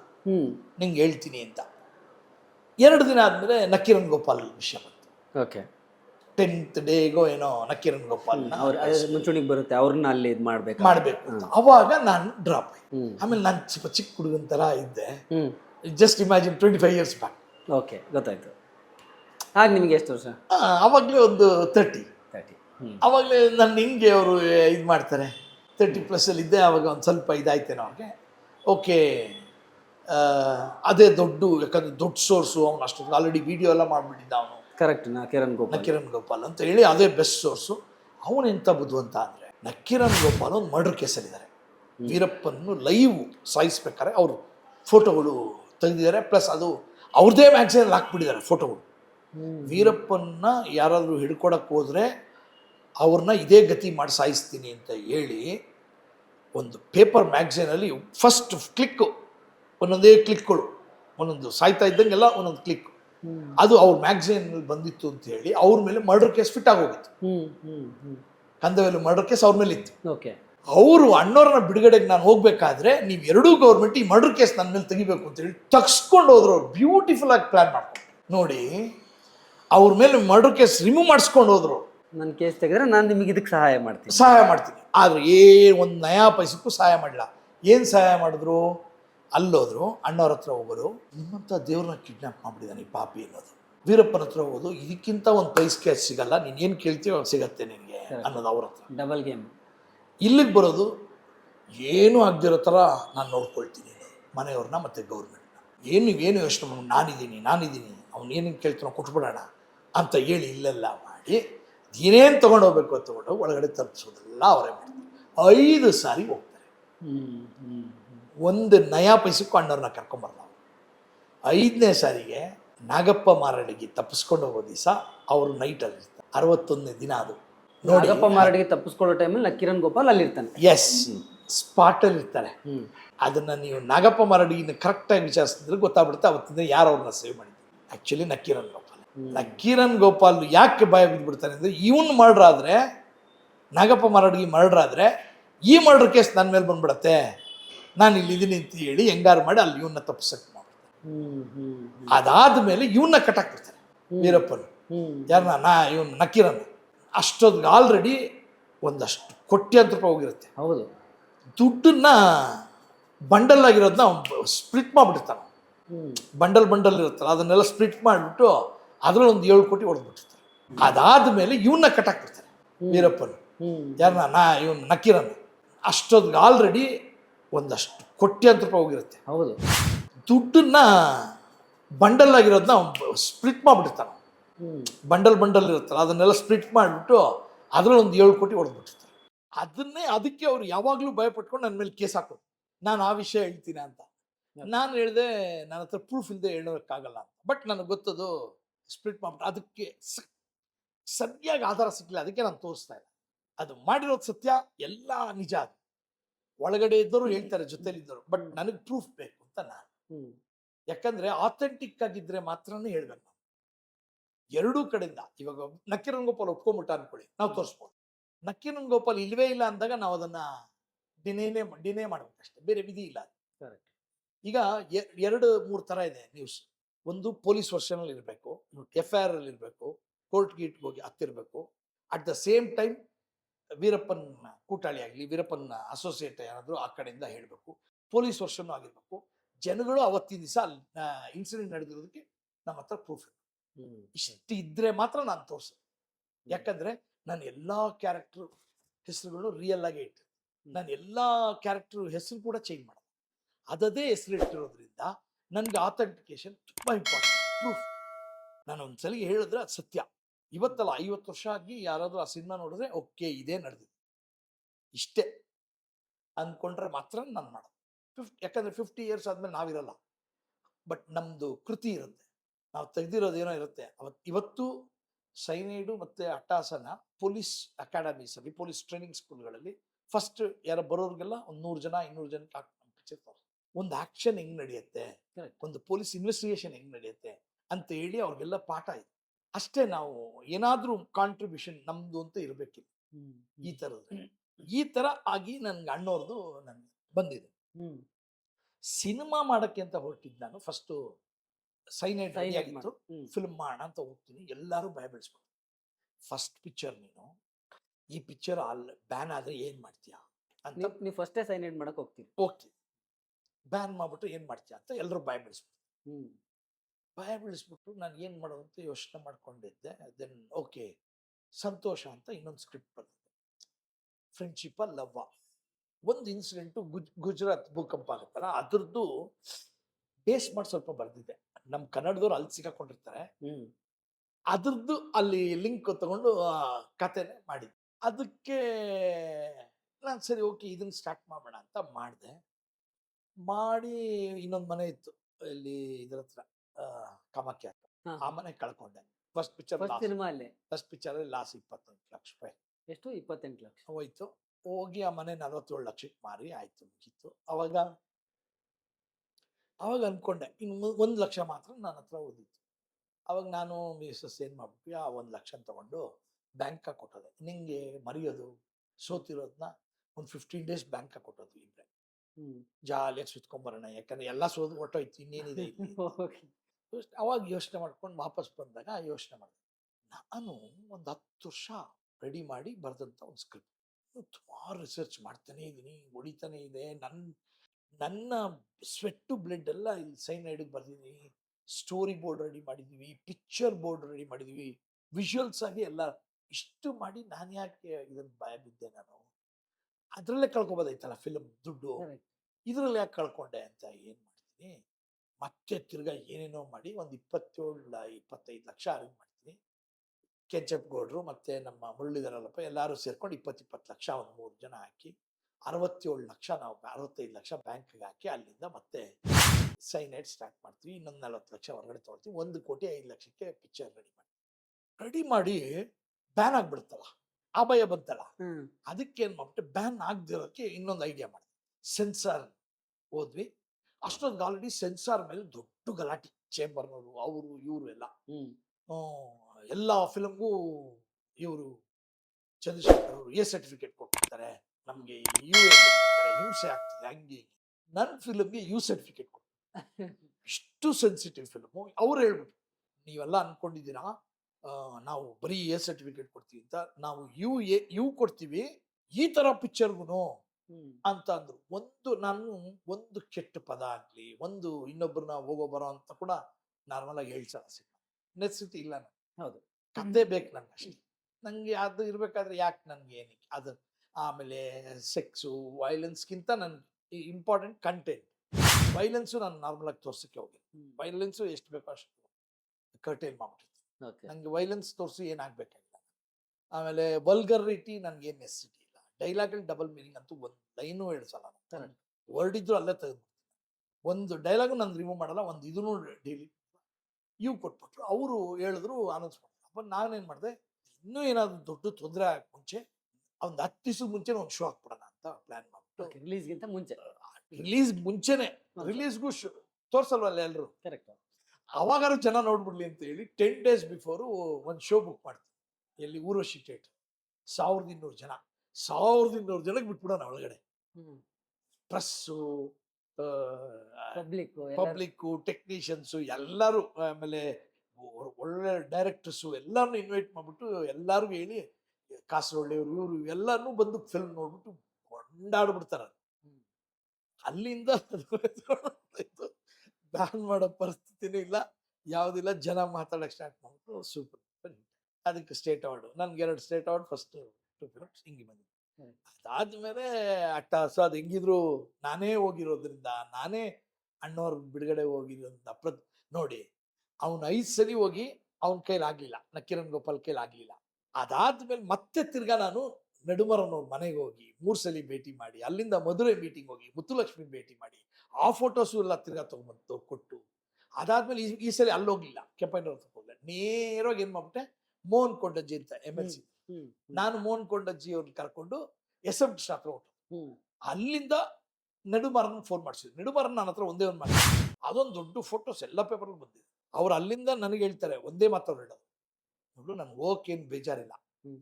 ನಕ್ಕೀರನ್ ಗೋಪಾಲ್ದು ಫ್ಲಾಪ್ ಆಗೋಗಿದೆ, ನಾನು ಹೋಗ್ತೀನಿ, ಬಟ್ ಗೌರ್ಮೆಂಟ್ ಪರ್ಮಿಷನ್ನು ಅವರಾಗಿ ನನ್ನ ಕೇಳಿದ್ರೆ ಮಾತ್ರ ನಾನು ಹೋಗ್ತೀನಿ, ನಾನು ಯಾಕೆ ನನಗೆ ತಲೆ ಕೆಟ್ಟಿದ್ದಾರೆ ನಾನು ಹೋಗ್ತೀನಿ ಅಂತಾರ. ಹ್ಮ್. ಆಯ್ತು ಸರ್ ಹಂಗೇನಾಯ್ತು ಅಂತ ಅಂದ್ಬಿಟ್ಟು ಇಮ್ಮಿಡಿಯೇಟ್ ಆಗಿ SM ಕೃಷ್ಣ ಹತ್ರ ಮಾತಾಡಿಸ್ತೀನಿ. ಹ್ಮ್. ಅವಾಗ ನನಗೆ ಎಷ್ಟು ಅಂತಾರೆ ಒಂದ್ಸರಿ, ಯಾಕೆ ಅಂತ ಗೊತ್ತಿಲ್ಲ, ನನ್ ಹಿಂಗ್ ಕೈ ಹಿಡ್ಕೊಂಡ್ರು ಮೋಹನ್ ಕೊಂಡಜ್ಜಿ, ಯಾಕೆ ಅಂತ ಹಿಂಗ್ ನೋಡ್ತೀವಿ, ದಿನಕರ್ ಸರ್ ಬರ್ತಾರೆ, ಅವಾಗ ಅವ್ರು DG, Okay. ಅವ್ರಿಗೆ ಈ ತರ ಎಲ್ಲ ಇಷ್ಟ ಇಲ್ಲ, ಹ್ಮ್. ಅವ್ರಿಗೆ ಆಕ್ಷನ್ ಮಾಡ್ಬೇಕು ಅನ್ನೋದು ಇಷ್ಟ ಆಯ್ತು.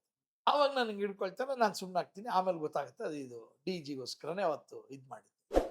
ಇಮಿಡಿಯೇಟ್ ಆಗಿ ಸಾರಾ ಗೋವಿಂದು, ಚಂದ್ರಶೇಖರ್, KCN ಚಂದ್ರ, KCN ಚಂದ್ರು ಅವರು ಮತ್ತೆ ಅಶೋಕ್, ಇವರು 3. ಅವಾಗ ಅವರು ಅಶೋಕ್ ಬಂದು ಇದಕ್ಕೆ ಅಧ್ಯಕ್ಷರು, ಕಾರ್ಮಿಕರ ಕೂಟಕ್ಕೆ. ಇವ್ರು 3 ಜನ ಕೇಳಿ 3 ಜನ ಏನ್ ಮಾಡ್ತಾರೆ, ನಡುಮರನ್ ಮನೆ. ಅದಾದ್ಮೇಲೆ ಶಿವಣ್ಣ, ರಾಘಣ್ಣನೆಲ್ಲ ಮತ್ತೆ ಅಲ್ಲೇ ಕಳಿಸ್ತಾರೆ. ಇದು ಎಲ್ಲ ಹೋಗಿ ಗೌರ್ಮೆಂಟು ಮಾತಾಡಿದ್ಮೇಲೆ ಅವ್ರನ್ನ ನಡುಮಾರನ್, ಇದು ನಡುಮಾರನ್ ಬಂದಿದ್ದ ಪಿಕ್ಚರ್.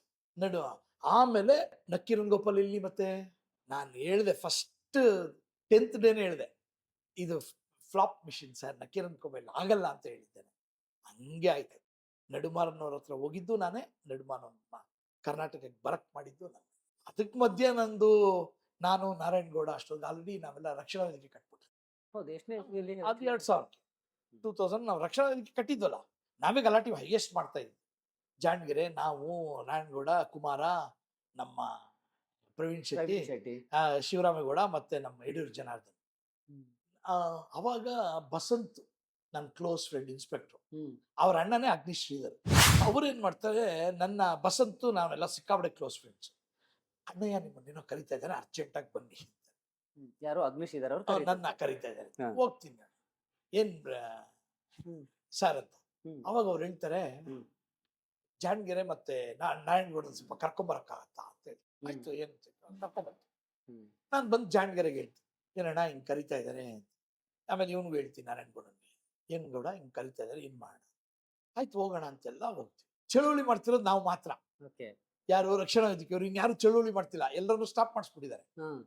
ನಾವು ಚಳುವಳಿ ಮಾಡ್ತಿದ್ರಿಂದ ನಮ್ಮನ್ನು ಕರೆದು ಏನಂತಾರೆ, ನೀವ್ ಹೆಂಗಾದ್ರೂ ಮಾಡಿ ಉತಿಯಾ ಟಿವಿನ ರೈಡ್ ಮಾಡ್ಬಿಡಿ, ಹೋಗಿ ಒಳಗಡೆ ಹೋಗಿ ಸೆಲ್ವಮ್ನ ಗೇಟಿಗೆ ಬೀಗ ಹಾಕೊಂಡು ಸೆಲ್ವಮ್ನು ಇಟ್ಕೊಂಡು ಗನ್ ಇಟ್ಕೊಂಡು ಕುತ್ಕೊಂಡ್ಬಿಡಿ ಸೆಲ್ವಮ್ಗೆ. ಅಲ್ಲಿ ರಾಜ್ಕುಮಾರ್ ಬಿಡುಗಡೆ ಆದ್ರೆ ಸೆಲ್ವಮ್ನ ಬಿಡ್ತೀವಿ, ಇಲ್ಲ ಸೆಲ್ವಮ್ನ ಸಾಯಿಸ್ತೀವಿ. ಉದಯ ಟಿವಿ ಒಳಗಡೆ ನಾವೆಲ್ಲ ಟೆರರಿಸ್ಟ್ಗಳ ತರ ಒಳಗಡೆ. ಇದು ಯಾರು ಹೇಳುದು? ಇದು ಅಗ್ನಿಶ್ ಶ್ರೀಧರ್ ಐಡಿಯಾ ಐಡಿಯಾ ಕೊಡೋದು. ಯಾರಿಗೆ? ನನಗೆ, ಜಾಣಗೆರೆಗೆ ಮತ್ತೆ ನಾರಾಯಣಗೌಡನಿಗೆ. ವೆಪನ್ಸು ಅಂದ್ರೆ ಅದನ್ನೆಲ್ಲ ನಾನೇ ಕೊಡ್ತೀನಿ ಅಂತ. ಯಾರು? ಶ್ರೀಧರ್. ಈಗ ಎಲ್ಲರೂ ಜೀವಂತವಾಗಿದ್ದಾರೆ, ಶ್ರೀಧರು ಜೀವಂತವಾಗಿದ್ದಾರೆ, ನಾರಾಯಣಗೌಡರು ಜೀವಂತವಾಗಿದ್ದಾರೆ, ಜಾಣಗೆರೆಯವರು ಇದ್ದಾರೆ, ನಾನು ಇದ್ದೀನಿ. ನಾನೇ ಕರ್ಕೊಂಡೋಗಿದ್ದು. ಬಚ್ಚನ್ ಇದ್ರ ಅವಾಗ ಅವ್ರ ಜೊತೆಲಿ? ಬಚ್ಚನ್ ಇದ್ರಲ್ಲ, ಎಲ್ಲ ಅಲ್ಲೇ ಇದ್ರು. ಅದಾದ್ಮೇಲೆ ನಾನು ಆಚೆ ಬಂದ್ಮೇಲೆ ಆಯ್ತು ಯೋಚನೆ ಮಾಡಿ ಹೇಳ್ತೀವಿ ಅಂತ ಜಾಣಗೆರೆಯನ್ನು ನಾರಾಯಣಗೌಡ ಆಚೆ ಬರ್ತಾರೆ. ಆಮೇಲೆ ಆಚೆ ಬಂದ್ಮೇಲೆ ರಮೇಶಣ್ಣ ಅಂತಾರೆ, ನನ್ನ ರಮೇಶಣ್ಣ ಅಂತಾನೆ ಕರೆಯೋದು. ಯಾರು? ಜಾಣಗೆರೆ ಅವರು. ರಮೇಶಣ್ಣ ನಮ್ಮನ್ನು ಟೆರರಿಸ್ಟ್ ಮಾಡ್ಬಿಡ್ತಾನೆ ರಮೇಶಣ್ಣ, ನಮ್ಮನ್ನ ನಾವು ಒಳಗಡೆ ಕೂತ್ಕೊಂಡು ಗನ್ ಹಿಡ್ಕೊಂಡು ಒಳಗಡೆ ಇದ್ರೆ ಇವನೇನು ಆಚೆ ಕಡೆ ಏನ್ ಮಾಡ್ತಾ ಇರ್ತಾನೆ, ಆ ಕೆಲಸ ಇವನೇ ಮಾಡ್ಬೋದಲ್ಲ ರಮೇಶಣ್ಣ. ಇದು ನಮಗ್ ಬೇಕಾ ರಮೇಶಣ್ಣ? ಟೆರರಿಸ್ಟ್ ನಾವ್ ಆಗ್ತೀವಿ, ಗನ್ಗಳು ಇಟ್ಕೊಂಡು ಪೊಲೀಸರು ಬೈ ಚಾನ್ಸ್ ಮಿಸ್ಫೇರ್ವಾಗಿ ನಮ್ಮನ್ನ ನೋಡಿದ್ರು ಹೊಡೆದಂಗೆ, ಹೌದು ಎಲ್ಲ ಸತ್ತಂಗೆ. ಈಗ ನಾವ್ ಯಾಕೆ ಈ ಕೆಲಸ ಮಾಡ್ಬೇಕು, ನಾವು ಚಳುವಳಿಗಾರರು ಅಂತ ಹೇಳಿ. ಅದು ಏನು ಪಿತೂರಿ ಅಂತ ಇದುವರೆಗೂ ಗೊತ್ತಿಲ್ಲ ಯಾರು. ಯಾಕಂದ್ರೆ ಈ ನಾವು ಮಾತ್ರನೇ ಹೆವಿ ಆಗಿ ಮಾಡ್ತಾ ಇದ್ದೀವಿ ಅವಾಗ. ಏನು ಪ್ರೊಟೆಸ್ಟ್ ಎಲ್ಲ, ಮಿಕ್ಕಿದವರೆಲ್ಲ ಬರೀ ದೇವ್ರ ಪೂಜೆ ಮಾಡೋದು, ದೇವಸ್ಥಾನಕ್ಕೆ ಹೋಗೋದು, ಅಣ್ಣವ್ರನ್ನ ಬಿಡುಗಡೆ ಮಾಡಿ ಅಂತ ಹೋಮ ಮಾಡಿಸೋದು, ಇದು ಮಾತ್ರ ಹಾಗೆ. ರಕ್ಷಣಾವಾದಿಕೆ ಮಾತ್ರನೇ ನಾವು ಟೆರರ್ ತರ ನುಗ್ಗೋದು. ಅದು ಎಂತ ಕಾಮಿಡಿ ಅಂದ್ರೆ ಇವ್ರ ಜೊತೆನೇ ಇರ್ತಿದ್ದೆ, ಟಕ್ಕಂತ ಇವ್ರು ಯಾರಿಗೂ ಗೊತ್ತಿಲ್ಲದಂಗೆ ನನ್ನ ಪಾಡಿಗೆ ನಾನು ಹೊರಟೋಗ್ತಿದ್ದೆ. ಅದಾದ್ಮೇಲೆ ಜಾಣಗೆರೆನ ನಾರಾಯಣಗೌಡನೆಲ್ಲ ಅರೆಸ್ಟ್ ಮಾಡ್ಬೇಕು ಅಂತ ಹುಡುಕ್ತಾ ಇರ್ತಾರೆ. ನಮ್ಮನೇಲೆ 15 ದಿನ ಇರ್ತಾರೆ ಅವ್ರು, ಆಚೆಗೆ ಹೋಗ್ಲಿ. ಇದುವರೆಗೂ ಯಾರು ಗೊತ್ತಿಲ್ಲ. ಇದೇ ಮನೇಲಿ ಇನ್ನೊಂದು ಮನೆ, ಆ ಮನೆ ಆವಾಗ ಈ ಮನೇಲಿ ಇರ್ಲಿಲ್ಲ ನಾವು. ಈ ಮನೆ ಓಡಿಸಿ ಕಟ್ತಾ ಇದ್ದೆ. 25 years ಬ್ಯಾಕ್ ಒಡೆದು ಕಟ್ಬೇಕಾದ್ರೆ ಇನ್ನೊಂದು ಮನೆ ಇತ್ತು, ನಮ್ಮ ಅತ್ತೆ ಮನೆ ಇತ್ತು ಇದೇ ರೋಡಲ್ಲಿ. ಅಲ್ಲಿ ಜಾಣಗೆರೆ ನಾರಾಯಣಗೌಡ ನಮ್ಮ ಮನೇಲಿ ಇತ್ತು. 15 ದಿನ ನನ್ನ ಪಾಡಿಗೆ ನಾನು ಪೊಲೀಸವ್ರ ಜೊತೆ ಓಡಾಡ್ತಾ ಇದ್ದೆ ಆಚೆ ಕಡೆ ಬಂದು. ಆಮೇಲೆ ನಾನು ಕಾಡ್ಗೆ ಹೋಗ್ತೀನಿ ಅನ್ನೋದು, ಕಾಡ್ಗೆ ಹೋಗೋದು ಬರೋದು, ಇದನ್ನ ಮಾಡ್ಕೊಂಡಿದ್ದೆ. ಯಾರಿಗೂ ಡೌಟ್ ಇಲ್ಲ, ಎಲ್ಲ ನಮ್ಮನೇಲೇ ಇದ್ದು. ನಾನು ಇಲ್ಲದೆ ಇದ್ರು ನಮ್ಮನೇಲೇ, ಅವರೆಲ್ಲ ನಮ್ಮನೇಲೇ ಇತ್ತು. ನೈಟ್ ಎಲ್ಲ ಮಲ್ಗೋದು, ಅಲ್ಲೇ ಊಟ, ಯಾರಿಗೂ ಗೊತ್ತಿಲ್ಲ. ಆಮೇಲೆ ಅವಾಗ್ಲೂ ಹಂಗೆ ಅಲ್ವಾ, ಯಾರೇ ಇಲ್ಲೇ ಇದ್ರು ಅಷ್ಟು ಬೇಗ ಹುಡ್ಕೋದು ಕಷ್ಟ ಇತ್ತು. ಇವಾಗಿನ ತರ ಅವೇರ್ನೆಸ್ ನೆಟ್ವರ್ಕ್ ಇಲ್ಲ. ಅವಾಗ ನಾನು ನಮ್ಮನೇಲೇ ಇಟ್ಕೊಂಡು 15 ದಿನ ಇದ್ರು ಅವರೆಲ್ಲ. ನಾನು ಕಾಡಿಗೆ ಹೋಗೋದು ಬರೋದು, ಪೊಲೀಸರ ಹತ್ರ ನಾನು ಹೋಗ್ತಿದ್ನಲ್ಲ, ಡೈರೆಕ್ಟ್ ಆಗಿ ಹೋಗ್ತಿದ್ದೆ. ಆಮೇಲೆ ನಾವು ಚಳುವಳಿ ಅವತ್ತಿಂದ ಎಲ್ಲೇ ಚಳುವಳಿ ಆದ್ರು ಅರೆಸ್ಟ್ ಮಾಡೋರು ನನ್ನ, ಟ್ರಪ್ ಅಂತ ಅರೆಸ್ಟ್ ಮಾಡೋರು. DCP ಮಾತ್ರ ಹೇಳ್ಬಿಡೋರು, ಯಾರು? ನಮ್ಮ ಗೋಪಾಲಸ್ವರು, ನಾರಾಯಣಗೌಡರು, ರಮೇಶ್ನ ಬಿಟ್ಬಿಡಿ ಅಂದ್ಬಿಡೋರು. ನನ್ನ ಸ್ವಲ್ಪ ದೂರಕ್ಕೆ ಕರ್ಕೊಂಡೋಗಿ ಚೌಟ್ರಿಲೋಗಿ ಅದಕ್ಕೆ ಮೊದಲೇ ಬಿಟ್ಬಿಡೋರು. ನನ್ನ ಒಬ್ಬನ ಮಾತ್ರ ಯಾವಾಗಲೂ ಬಿಟ್ಬಿಡೋರು. ಅವ್ರಿಗೆ ಗೊತ್ತಾಯ್ತು ನಾನು ಚಳುವಳಿ ಮಾಡಿದ ತಕ್ಷಣ ಅರೆಸ್ಟ್ ಆಗಿ ಮತ್ತೆ ಇಮಿಡಿಯೇಟ್ ಆಗಿ ಅಲ್ಲಿ ಹೋಗಿ ಅವ್ರಿಗೆ ಫೋಟೋಸ್ ಎಲ್ಲ ನಾನೇ ತಂದು ಕೊಡ್ತಾ ಇದ್ದೆ. ಹಾಗಾಗಿ ಅಲ್ಲಿ ಏನೇನು ನಡೆಯುತ್ತೋ, ಅಲ್ಲಿ ಯಾರ್ಯಾರ್ದಿದೆಯೋ ಆ ಥರ ಫೋಟೋಸ್ ಎಲ್ಲ ತೊಗೊಂಬಂದು ನಾನು ಪೊಲೀಸರಿಗೆ ಕೊಡ್ತಿದ್ದೆ. ಫಸ್ಟ್ ಇನ್ಫಾರ್ಮೇಶನ್ ಅಲ್ಲಿಗೆ ಹೋಗ್ತಿದ್ದೆ ನಾನು. ನಾರಾಯಣಗೌಡರು ಮತ್ತೆ ಗೋಪಾಲಸ್ವರ ಹತ್ರಕ್ಕೆ ಹೋಗ್ತಿದ್ದೆ. ಫೋಟೋಸ್ಗಳೆಲ್ಲ ಅಲ್ಲೇ ತಂದುಕೊಡೋದು. ಅಲ್ಲೆಲ್ಲ ಏನೇನು ನಾನು ಮೂವ್ಮೆಂಟ್ ಮಾಡೋದು ಎಲ್ಲನೂ ಫೋಟೋಸ್ಗಳೆಲ್ಲ ತಂದುಕೊಟ್ಟು ಅವ್ರಿಗೆಲ್ಲ ಇನ್ಫಾರ್ಮೇಶನ್ ಬೇಕಲ್ಲ, ಅವ್ರಿಗೆ ಯಾರಾದ್ರೂ ಬೇಕಲ್ಲ ಫಸ್ಟ್ ಹ್ಯಾಂಡ್ ಇನ್ಫಾರ್ಮೇಶನ್. ಯಾಕಂದ್ರೆ ಪೊಲೀಸರು ಅವರು ಇನ್ವೆಸ್ಟಿಗೇಷನ್ ಇರ್ತಾರೆ, ಅವ್ರು ಆಮೇಲೆ ಅಲ್ಲಿ ಏಟ್ ಬಿದ್ದವರು ಅವ್ರು ನಾನು ಏನೇನು ಮೂವ್ ಮಾಡ್ತಿದ್ದೋ ಅವ್ರು ಹೇಳೋರು ಪರ್ಫೆಕ್ಟಾಗಿ ಹೋಗ್ತಾ ಇದ್ದೆ ರಮೇಶ್ ನೀವು ನಡುಮಾರನ್ ಅಂತ ಹೋದಾಗ ಅವರೇ ಫಸ್ಟ್ ಕೈ ಕೊಟ್ಟಿದ್ದಾನೆ. ಓಕೆ, ಪರ್ಫೆಕ್ಟ್ ಮೂವ್ ಅಂತ ತಿರ್ಗಾ ಗೋಪಾಲ್ ಅವನು ಇವನ್ ನಕ್ಕೀರನ್ ಗೋಪಾಲ್ ಫ್ಲಾಪ್ ಆಗಿದ್ದು ಗೊತ್ತಾಗೋಯ್ತು ವೇಸ್ಟ್ ಇದು.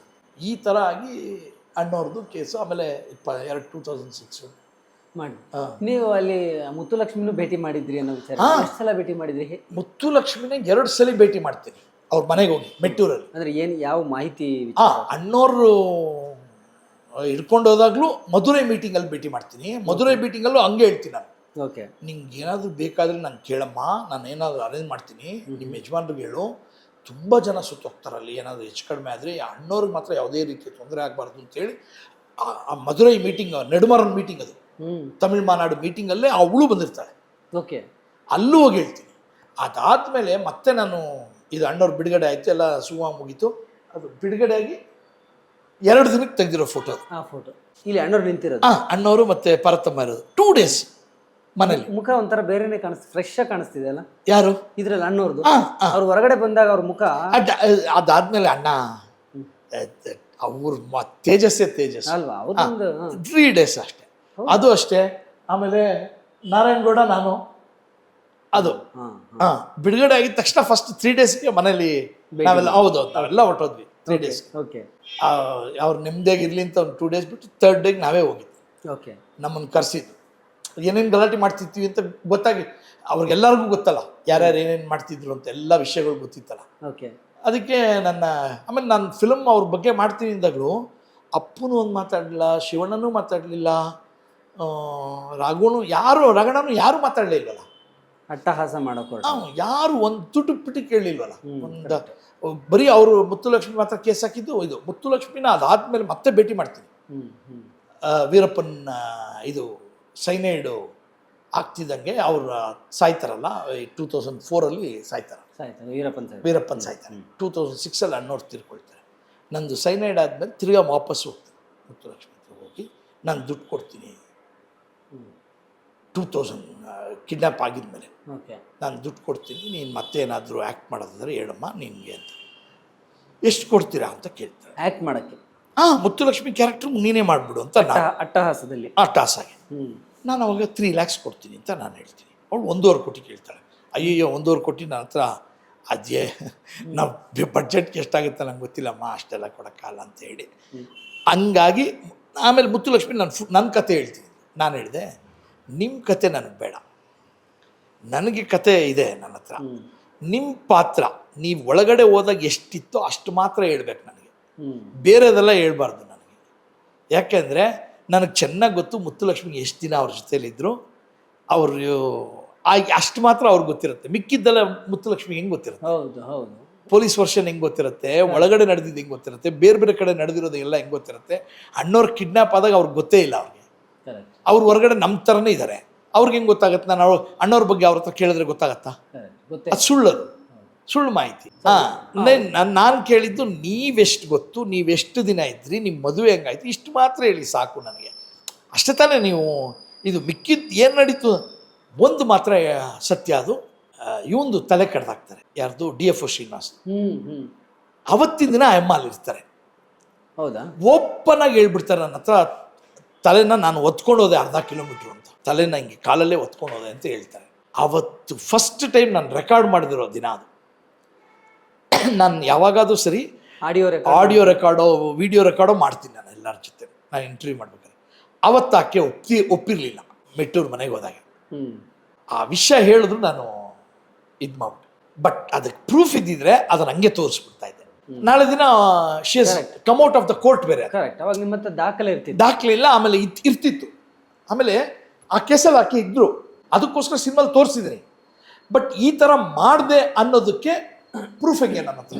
ಸೊ ಇದೇ ನಾನು ಹೇಳಿದ್ದು. ಅಂದರೆ ನೀವು ನಿರ್ದೇಶಕರಾಗಿ ಕತೆ ಹೇಳುವಾಗ ಅದಕ್ಕೆ ಬೇಕಾದಂಥ ಎಲ್ಲ ದಾಖಲೆಗಳನ್ನು ಕಲೆಕ್ಟ್ ಮಾಡಿ ಸಿನಿಮಾ ಹೇಳಿದ್ರಿ. ಎಲ್ಲ ಪಾತ್ರಗಳ ಹೆಸರು ನೈಜವಾಗಿ ಇಟ್ಟಿದ್ದೆ, ರಿಯಲಿಸ್ಟಿಕ್ ಆಗಿ ಇಟ್ಟಿದ್ದೆ. ಅವತ್ತಿನ ದಿನ ಆಕೆ ಹೇಳ್ತಾರೆ ನನ್ನ ಹತ್ರ. ಬಟ್ ಅದು ರೆಕಾರ್ಡ್ ಆಗಿದ್ರೆ ನಾನು ತೋರಿಸ್ಬಿಡ್ತಿದ್ದೆ. ಆ ದೃಶ್ಯ ರೆಕಾರ್ಡ್ ಆಗಿಲ್ಲ. ಆಮೇಲೆ ಕೋರ್ಟಲ್ಲಿ ಬಿಡುಗಡೆ ಆಗಿಬಿಟ್ಟಿದ್ದಾರೆ. ಈ ಕೇಸಲ್ಲಿ ಖುಲಾಸೆ ಆಗ್ಬಿಟ್ಟಿದ್ದಾರೆ. ಖುಲಾಸೆ ಆಗ್ಬಿಟ್ಟಿದೆ. ಹೆಂಗ್ ಖುಲಾಸೆ ತೋರ್ಸೋದು? ಆದವ್ರನ್ನ ನಂಗೆ ತೋರ್ಸಕ್ಕೆ ಹೆಂಗ್ ತೋರ್ಸಕ್ಕಾಗತ್ತೆ ಈಗ? ಮುತ್ತು ಲಕ್ಷ್ಮಿ ಅಂತ ಹೆಸರಿಟ್ಬಿಟ್ಟು ಹಾ, ಆಮೇಲೆ ಮುತ್ತುಲಕ್ಷ್ಮಿ ಅವರಾಗಿ ಒಪ್ಕೊಂಡ್ಬಿಟ್ಟಿದ್ದು ರೆಕಾರ್ಡ್ ಆಗಿದ್ರೆ ತೋರಿಸ್ಬೋದಿತ್ತು. ಧಾರಾಳವಾಗಿ ತೋರಿಸ್ಬೋದಾಯ್ತು. ಅದು ಆದ್ಮೇಲೆ ನನ್ನ ಒಡೆಯಕ್ಕೆಲ್ಲ ಬಂದಿದ್ದು ಚಾನಲ್ ಮೀಟಿಂಗ್ ಅಲ್ಲಿ, ಇಲ್ಲಿ TV9 ಲೈವ್ ಅಲ್ಲೇ ಇದೆಯಲ್ಲ ಅದು. ಹಾ ಕರೆಕ್ಟ್. ನನ್ನ ಒಡೆಯಕ್ ಬಂದು ಲೈವ್ ಅಲ್ಲೇ ಹೇಳ್ಬಿಡ್ತೀನಿ ಇದನ್ನ. ಅವತ್ತಿನ ದಿನ ನೀವು ನನ್ನ ಹತ್ರ ಹೇಳಿದ್ರೋ ಇಲ್ವೋ ಇದನ್ನ ಹೇಳಿ ಇರ್ತೀನಿ. ಅವತ್ತು ರೆಕಾರ್ಡ್ ಆಗಿದ್ರೆ ಅದನ್ನ ಫಿಲ್ಮ್ ತೋರಿಸ್ಬಿಡ್ತಿದ್ದೆ ನಾನು ಅಂತ ಹೇಳ್ತೀನಿ. ಇಲ್ಲ ನೀನೆಲ್ಲ ತಪ್ಪು ಹೇಳ್ತಾ ಇದ್ಯಾ, ನೀನು ಪೊಲೀಸವ್ರ ವರ್ಷನ್ ಹೇಳ್ತಿದ್ಯಾ. ಪೊಲೀಸವ್ರ ವರ್ಷನ್ ನಾನು ಯಾಕೆ ಹೇಳಿ? ಈ ಅಣ್ಣವ್ರು ಕಿಡ್ನ್ಯಾಪ್ ಆಗಿದ್ದಕ್ಕೆ ಪ್ರೂಫು ನಾಗಪ್ಪ ಮಾರಡಿಗೆ ಆ್ಯಕ್ಟ್ ಮಾಡಿದ್ದಾರೆ. ಕಿಡ್ನ್ಯಾಪ್ ಮಾಡಿದವ್ರನ್ನೂ ಆ್ಯಕ್ಟ್ ಮಾಡಿಸ್ಬಿಟ್ಟಿದ್ದಾರೆ. ಮುಗಿಲನ್ನು ರಾಜ್ಕುಮಾರ್ನ ಕಿಡ್ನ್ಯಾಪ್ ಮಾಡಿದವ್ರೆ ಒರಿಜಿನಲ್ ಆಗಿ ಆ್ಯಕ್ಟ್ ಮಾಡಿಬಿಟ್ಟಿದ್ದಾರೆ. ವೀರಪ್ಪನ್ ಗ್ಯಾಂಗ್ಸ್ಟರ್ಸೇ ಆ್ಯಕ್ಟ್ ಮಾಡಿದ್ದಾರೆ. ಅವ್ರು ತಾನೇ ನಾನು ಹೇಳ್ತಾರೆ ಎಲ್ಲ ವಿಷಯಗಳು. ಅವ್ರು ಹೇಳಿದಾರಲ್ಲ ಆಲ್ರೆಡಿ. ಅವತ್ತು ವೀರಪ್ಪನ್ ಅಣ್ಣವ್ರನ್ನ ಕಿಡ್ನಾಪ್ ಮಾಡ್ತಾರಲ್ಲ, ವೀರಪ್ಪನ್ ಜೊತೆ ಯಾರ್ಯಾರು ಇದ್ದಿದ್ದು ಬಂದಿದ್ದು? ಒಂದು ದೊಡ್ಡ ಗ್ಯಾಂಗ್ ಇದೆ. TNRT, TNLA, ಈ ಹುಡುಗರೆಲ್ಲ ಇರ್ತಾರೆ. TNRT ಅಂದರೆ ತಮಿಳ್ನಾಡು ರಿಟ್ರೀವಲ್ ಟ್ರೂಪ್ಸ್, TNLA ಅಂದರೆ ತಮಿಳ್ನಾಡು ಲಿಬರೇಷನ್ ಆರ್ಮಿ. ಇದು ಗ್ಯಾಂಗು. ಇದೆಲ್ಲ ಬಂದು ಸಿಂಪತೈಸರ್ಸ್ ಆಫ್ LTT. ಅವರೆಲ್ಲ ಏನಾದರೂ ಹೆಚ್ಚು ಕಡಿಮೆ ಆದರೆ ಅವ್ರಿಗೆ ಒಂದು ಹೈಡ್ಔಟ್ ಬೇಕಿರುತ್ತೆ. ಎಲ್ಲಿ? ಇದರೊಳಗೆ ಫಾರೆಸ್ಟ್. ಮುತ್ತುಲಕ್ಷ್ಮಿ ಬಂದು ಅದೇ ನಾನು ಅವರು ಬಂದಾಗ ನಾನು ಕೇಸ್ ಹಾಕ್ತೀನಿ. ಕೇಸ್ ಹಾಕಿ ಕೋರ್ಟಲ್ಲೂ ನಾನು ಹೊಡೆಯಕ್ಕೆ ಬರ್ತೀನಿ. ಕೋರ್ಟು ಹಾಲಿಂದ ಆಚೆ ಬಂದೇಟ್ಲಿ ಅಲ್ಲಿ ಯಾವ ಥರ ಆಗೋಯ್ತು ಅಂದರೆ, ನಾನು ನನ್ನ ಮಿಸಸ್ ಇದೀವಿ ಚೆನ್ನೈ ಹೈಕೋರ್ಟಲ್ಲಿ. ನಮ್ಮ ಯಜಮಾನ ಕಿಡ್ನ್ಯಾಪ್ ಮಾಡಿರೋದು ರಾಜ್ಕುಮಾರ್ನ ಒಳ್ಳೇದದು. She argues that like that. Okay, ಇವತ್ತೇನಾದ್ರು ತಮಿಳ್ನಾಡು ಕಾವೇರಿ ನೀರು ಬರ್ತಿದೆ ಅದು ನಮ್ಮ ಯಜಮಾನದಿಂದ ಅಂತ ಹೇಳಿ ನಾನು ಮಾತಾಡಕ್ ಹೋಗ್ತೀನಿ. ಆ ತಮಿಳ್ ಲಾಯರ್ಸ್ ಬಿಡೋದೇ ಇಲ್ಲ. ನೀವು ಮಾತಾಡ್ಬಿಡಿ, ಅವ್ರೇನ ಮಾತಾಡ್ಕೊಳ್ಳಿ, ನೀವು ಇಲ್ಲ ಏನು ಮಾತಾಡಕ್ ಹೋಗ್ಬಿಡಿ, ನಮ್ಮ ಪಿಕ್ಚರ್ ರಿಲೀಸ್ ಆಗಬೇಕು ಅಂತ ಅವರು. ನಾನೊಂದು ಏನ್ ಸರ್ ಈ ತರ ಮಾತಾಡ್ತಿದ್ದಾರೆ ಅಂತ. ಅದಾದ್ಮೇಲೆ ಅವರೊಂದು 10-8 ಜನ ಬಂದಿರ್ತಾರೆ ಬಜೆಟ್ ಅಲ್ಲಿ. ಪೊಲೀಸ್ ನನ್ಗೆ ಹೊಡೆಯಕ್ ಬರ್ತಾರೆ ಕೋರ್ಟಲ್ಲ ಆಚೆ ಕಡೆ, ಅಲ್ಲೇನೆ ಕ್ವಾರ್ಟರಂಗಲಲ್ಲಿ, ಅಲ್ಲೇನೆ ಕಾರಿಡಾರ್ ಅಲ್ಲಿ. ಓಕೆ, ಅವಾಗ ಇಮಿಡಿಯೇಟ್ ಆಗಿ ನನ್ನ ಫ್ರೆಂಡು ಅದೇ ಸೆಂದಾಮರಿಕಣ್ಣನ್, ಅವಾಗ ಜಾಯಿಂಟ್ ಕಮಿಷನರ್, ಅವ್ರು ನನಗೆ ನಾನು ಕೋರ್ಟಿಗೆ ಬಂದಾಗೆಲ್ಲ ಪ್ರೊಟೆಕ್ಷನ್. ಈ ತರ ಎಲ್ಲ ಮಾಡಕ್ ಬಿಡ್ತಾರೆ. ಅದಾದ್ಮೇಲೆ ಲಕ್ಕಿರನ್ ಗೋಪಾಲ್ ಕೇಸ್ ಹಾಕ್ತಾರೆ ನಿಮ್ಮ ಮೇಲೆ. ಯಾವಾಗ್ಲೂ ಅವ್ರಿಗೇನ್ ಭಯ ಅಂದ್ರೆ, ನಾನು ಈ ವಿಷಯ ಎಲ್ಲಿ ಹೇಳ್ಬಿಡ್ತೀನಿ, ದುಡ್ಡಿಂದು ಮತ್ತೆ ಇದ್ರದ್ದು ಯಾವ್ದು ನಾಗಪ್ಪನ ಬಿಡುಗಡೆದು. ಓಕೆ, ಯಾಕಂದ್ರೆ ನೆಕ್ಸ್ಟ್ ಆಕ್ಚುಲಿ ಅವನ್ ಕೋಪ ಇದ್ದಿದ್ದೆ ನಕ್ಕೀರನ್ ಗೋಪಾಲ್ ವೀರಪ್ಪನ್ಗೆ. ಹೌದು, ಎಷ್ಟು ಒಳ್ಳೆ ಲಾಸ್ಟ್ ಅವ್ನು ವಿಲ್ಲನ್ ತರನೇ ಆಗ ವೀರಪ್ಪನ್ ದೃಷ್ಟಿಯಲ್ಲಿ. 2000 ಆದ್ಮೇಲೆ ಅದು ಟಚ್ಚೇ ಇಲ್ಲ ನಕ್ಕೀರನ್ ಗೋಪಾಲ್ಗೂ ಮತ್ತೆ ವೀರಪ್ಪ. ನನ್ನಿಂದ ನೀನು ತುಂಬಾ ಸಂಪಾದನೆ ಮಾಡ್ಕೊಂಡಿದ್ಯಾ, ನನ್ಗೇನು ಮಾಡಿಲ್ಲ ನೀನು ಅಂತ ಅವ್ನಿಗೆ ಗೊತ್ತಾಗಿರುತ್ತೆ ಅಷ್ಟೇ. ಹೌದೌದು, ಸಿಕ್ಕಾಪಟ್ಟೆ ದುಡ್ಡು ಮಾಡ್ಕೊಂಡಿರೋದು ಎಲ್ಲಾನು ಗೊತ್ತಾಗ್ಬಿಡುತ್ತೆ. ಸಿನಿಮಾ ನೀವು ಅಟ್ಟಹಾಸ ಶುರು ಮಾಡ್ತೀರಲ್ಲ, ಹೇಗೆ ಪ್ರೋಸೆಸ್ ಹೇಗೆ ಇತ್ತು? ಈಗ ಅಣ್ಣವ್ರ ಕಿಡ್ನಾಪ್ ಆದ್ಮೇಲೆ ಬಂದ ನಾನು ಅಷ್ಟೊಂದು ಆಲ್ರೆಡಿ ಇದ್ರ ಕಥೆನೂ ಬರ್ದ. ಅಣ್ಣವ್ರದ್ದು ನಾನೇ ಪರ್ಸನಲ್ ಆಗಿ ಹೋಗಿರೋದ್ರಿಂದ ನಂಗೆ ಬೇರೆ ಏನ್ ಸೋರ್ಸ್ಗಳೇನ್ ಬೇಕಿಲ್ಲ. ನಾನೇ ಎಲ್ಲಾರನ್ನೂ ಭೇಟಿ ಮಾಡ್ತೀನಿ. ಎಲ್ಲ ಬಹುತೇಕ ಇದಕ್ಕೆ ನೀವು ಸಾಕ್ಷಿದಾರರೇ ಇದಿರಿ, ಎಲ್ಲದನ್ನು ಕಣ್ಣಾರೆ ನೋಡಿರೋದು. ಸಿಂಪಲ್ ಆಗಿ ಕೇಳ್ತೀನಿ, ಸಿಂಪಲ್ ಆಗು ಹೇಳ್ತೀನಿ. ರಾಜೀವ್ ಗಾಂಧಿ ಕೇಸ್, ಇದಕ್ಕೆ ಚೀಫ್ ಯಾರು? Karthikeyan, CBI director Karthikeyan, SIT chief. ಇವತ್ತು ನೀವು ಹೋಗಿ ಅವ್ರಿಗೆ ಫೋನ್ ಮಾಡಿ ಕೇಳಿ, ಸರ್ ಇದ್ರ ಬಗ್ಗೆ ತಿಳ್ಕೊಬೇಕು ಅಂತ. ಅವ್ರು ಹೇಳ್ತಾರೆ AMR ರಮೇಶ್ ಅಂತ ಒಬ್ರು ಇದ್ದಾರೆ, ಅವ್ರನ್ನ ಹೋಗಿ ಕೇಳಿ ಅಂತಾರೆ. ಯಾಕೆ ಅಂದ್ರೆ ನನಗ್ ಗೊತ್ತಿರೋ ಅಷ್ಟು ಮ್ಯಾಟ್ರ್ ಅವ್ರಿಗೂ ಗೊತ್ತು. ರಾಜೀವ್ ಗಾಂಧಿ ಕೇಸ್ ಅವ್ರಿಗೆ ಒಂದ್ ಸೈಡ್ ಗೊತ್ತಿರುತ್ತೆ, ಹೊರ್ಗಡೆ ಏನ್ ನಡೀತು ಪೊಲೀಸ್ ಇನ್ವೆಸ್ಟಿಗೇಷನ್ ಖಂಡಿತವಾಗಿ ಅವ್ರು ಹೇಳ್ತಾರೆ, ಕರೆಕ್ಟ್ ಆಗಿ ಹೇಳ್ತಾರೆ. ಯಾಕಂದ್ರೆ ಅವರೇ ಬಾಸ್. ಒಳಗಡೆ ಏನ್ ನಡೆಯುತ್ತೆ ಅವ್ರಿಗೆ ಹೆಂಗ್ ಗೊತ್ತಾಗತ್ತೆ? ಅದನ್ನ ಯಾರು ಕಂಡುಹಿಡಿತಾರೆ? ಸೊ ಅದರ ಇನ್ಸೈಡ್ ಸ್ಟೋರಿ ನೀವು ರಿಸರ್ಚ್ ಮಾಡಿದ್ರಿ, ಅದನ್ನೇ ಪೂರ್ತಿಯಾಗಿ ಹೇಳಿ. ಇನ್ಸೈಡ್ ಸ್ಟೋರಿ ಎರಡೂ ಕಡೆಯಿಂದ ನೀವು ಏನಾದ್ರು ಹೇಳ್ಬೇಕು ಅಂದ್ರೆ ನಾವೇ ಹೇಳ್ಬೇಕು, ಬೇರೆ ಯಾರಿಗೂ ಗೊತ್ತೇ ಇಲ್ಲ. ಆ ಸೈನೈಡ್ ಈಗ ಅದಾಗಿದ ತಕ್ಷಣನೇ ಪ್ರತಿಯೊಂದು ಇನ್ಸಿಡೆಂಟುನು ಈಗ ಸಿಂಪಲ್ ಅವ್ರನ್ನ ಕೇಳಿದ್ರು, CBI ಡೈರೆಕ್ಟರ್ ಕೇಳಿದ್ರು, ಅವರು ನನ್ನೇ ನೋಡಕ್ ಹೇಳ್ತಾರೆ. ಓಕೆ, ಯಾಕಂದ್ರೆ ಅವ್ರಿಗೂ ಗೊತ್ತು. ಎಲ್ಲರೂ ಕೆಂಪಯ್ಯ ಇದ್ರು, ಕೆಂಪಯ್ಯ ಔಟ್ ಸೈಡ್ ಮಾತ್ರ ಹೇಳ್ತಾರೆ, ಅವ್ರಿಗೆ ಇನ್ಸೈಡ್ ಗೊತ್ತಿಲ್ಲ. ಇನ್ಸೈಡ್ ಯಾರು ಹೇಳೋದು? ಆಮೇಲೆ ನನ್ನ ಕೇಳಿದ್ರು, ಆಕ್ಚುಲಿ ಇದುವರೆಗೂ CBI-ನವ್ರಿಗೆ ಗೊತ್ತಿಲ್ಲ, ರಾಗ್ ಗೊತ್ತಿಲ್ಲ. ಈಗ ರಾಜೀವ್ ಗಾಂಧಿ ಕೇಸ್, ರಾಜೀವ್ ಗಾಂಧಿ ಊನರ್ ಹಾಕೋರು ಯಾರು? ಧನು. ಹಾಕಿದಾಗ ಬೆಲ್ಟ್ ಬಾಂಬ್ ಬ್ಲಾಸ್ಟ್ ಊನರ್ ಹಾಕಕ್ ಹೋದಾಗ ಒಂದು ಫೋಟೋ ತೆಗ್ದಿದ್ದಾರೆ, ಅದರಲ್ಲಿ ಬೊಟ್ಟಿಲ್ಲ ಹಣೆಗೆ. ಓನರ್ ಆಗ್ತಾರೆ, ಹ್ಮ್ ಬ್ಲಾಸ್ಟ್ ಆಗುತ್ತೆ, ಹ್ಮ್. ರಾಜೀವ್ ಗಾಂಧಿ ಸಾಯ್ತಾರೆ, ಹ್ಮ್. ಅವಳು ಸಾಯ್ತಾಳೆ, ಆಯ್ತು. 3 ನಿಮಿಷ ಆದ್ಮೇಲೆ ತಲೆ ಮಾತ್ರ ಸಿಗತ್ತೆ. ಯಾರಿಗೆ? ಪೊಲೀಸರು. ಹ್ಮ್ ಯಾರ್ದು? ಧನುದು ತಲೆ ಸಿಗತ್ತೆ, ಹ್ಮ್. ಕೈ ಸಿಗತ್ತೆ, ಇದ್ ಸಿಗತ್ತೆ, 2 ಕಾಲ್ ಸಿಗತ್ತೆ. ಇಷ್ಟು ಬ್ಲಾಸ್ಟ್ ಹೊಟ್ಟೋಗಿದೆ. ಹ್ಮ್. ಯಾಕಂದ್ರೆ ಬಾಂಬ್ ಅಲ್ಲೇ ಕಟ್ಟಿ. ಬಾಂಬಿಂದ ಕಟ್ಟಿ. ಹ್ಮ್. ಆ ಹಣೆಲಿ ಬೊಟ್ಟಿದೆ. ಯಾರಿಟ್ರು ಬೊಟ್ಟು? 3 ನಿಮಿಷದಲ್ಲಿ. ಇದುವರೆಗೂ ಸಿಬಿಐ ಗೊತ್ತಿಲ್ಲ. ಇದು ನನಗೆ ಗೊತ್ತು. ನಾನು ಅವ್ರಿಗೆ ಹೇಳಿದೆ ಯಾರಿಟ್ರು ಅಂತ. ಹ್ಮ್. ಅದು ಕ್ಯೂರಿಯಸ್. ಅದು ಈಗ ಮತ್ತೆ ಸಿನಿಮಾ ಹೇಳೋದು ಈ ತರದ ವಿಷಯಗಳು. Next cinema. ಹಾ. ಈಗ ರಾಜೀವ್ ಗಾಂಧಿ ಬದುಕಿದ್ರೆ ಇನ್ನೊಬ್ರು ಗನ್ ತಗೊಂಡು ಹೋಗ್ತಾರೆ ಸಾಯ್ಸಕ್ಕೆ ಒಳಗಡೆ. ಅದ್ ಯಾರು ಹೋದವ್ರು ಒಳಗಡೆ? ಬ್ಲಾಸ್ಟ್ ಆದ್ಮೇಲೆ ಆದ್ಮೇಲೂ ಬದುಕಿದ್ರಿ. ಬ್ಲಾಸ್ಟ್ ಆದ್ಮೇಲೆ ಆಕ್ಚುಲಿ ನೋಡಿ, ಇದು ರಾಜೀವ್ ಗಾಂಧಿ. ರಾಜೀವ್ ಗಾಂಧಿ ಒಳಗಡೆ ಹೋಗ್ತಿರ್ಬೇಕಾದ್ರೆ ಜನ ಬಂದು ಹತ್ರ ಬರ್ತಾ ಇರ್ತಾರೆ. ಒಂದ್ಸಲಿ ಬ್ಲಾಸ್ಟ್ ಆದ್ಮೇಲೆ ಜನ ಓಡ್ತಾರೆ, ಯಾರು ಹತ್ರ ಬರಲ್ಲ. ಬಾಂಬ್ ಬಾಂಬ್ ಅಂತ ಓಡೋಗ್ತಾರೆ. ಯಾಕಂದ್ರೆ ಅದು ಹೈಟ್ ಅಲ್ಲಿ ಇರ್ತಾರಲ್ವಾ ಅವ್ರು? ಅಲ್ಲ, ಹೈಟ್ ಅಲ್ಲಿ ನೆಲದಲ್ಲಿ ನಡ್ಕೊಂಡ್ ಬರ್ತಾರೆ. ಪೋಡಿಯಂ ಅಲ್ಲ ಅಲ್ವಾ? ಇದು ನಡ್ಕೊಂಡ್ ಬರ್ತಾರೆ. ರೆಡ್ ಕಾರ್ಪೆಟ್ ಮೇಲೆ ಓಡಾಕ್ಬಿಡ್ತಾರೆ. ಓ ಹೌದಾ? ಸ್ಟೇಜ್ಗೆ ಹತ್ತಿರಲ್ಲ, ಜನ ಎಲ್ಲ ಓಡೋಗ್ಬಿಡ್ತಾರೆ. ಏನ್ ಚೆನ್ನಪಲ್ಲಿ ಬ್ಲಾಮ್ ಬಾಂಬ್ ಅಂತ ದೊಡ್ಡ ಎಕ್ಸ್ಪ್ಲೋಷನ್. ಏನ್ ಪೆಲೆಟ್ಸ್ ಹೋಗಿ 16 ಜನ ಸತ್ತೋಗ್ತಾರೆ. ಕರೆಕ್ಟ್. ಆಮೇಲೆ ಪೆಲೆಟ್ಸ್ ಒಂದು 50 ಜನ 100 ಜನದವರೆಗೂ ಒಟ್ಟೋಗಿದೆ ಬಾಡಿಗಳೆಲ್ಲ. ಆ ತರ ಬ್ಲಾಸ್ಟ್. ಅದಾದ್ಮೇಲೆ ಜನ ಓಡೋರು, ಕೆಲವರು ಮಾತ್ರ ಒಳಗಡೆ ಹೋಗ್ತಾರೆ. ಯಾರು? ಇವಾಗ ಅದೆಲ್ಲ ಹೇಳ್ತಾರೆ. ಒಳಗಡೆ ಹೋದವ್ರು ಯಾರು, ಏನೇನ್ ಮಾಡಿದ್ರಲ್ಲಿ.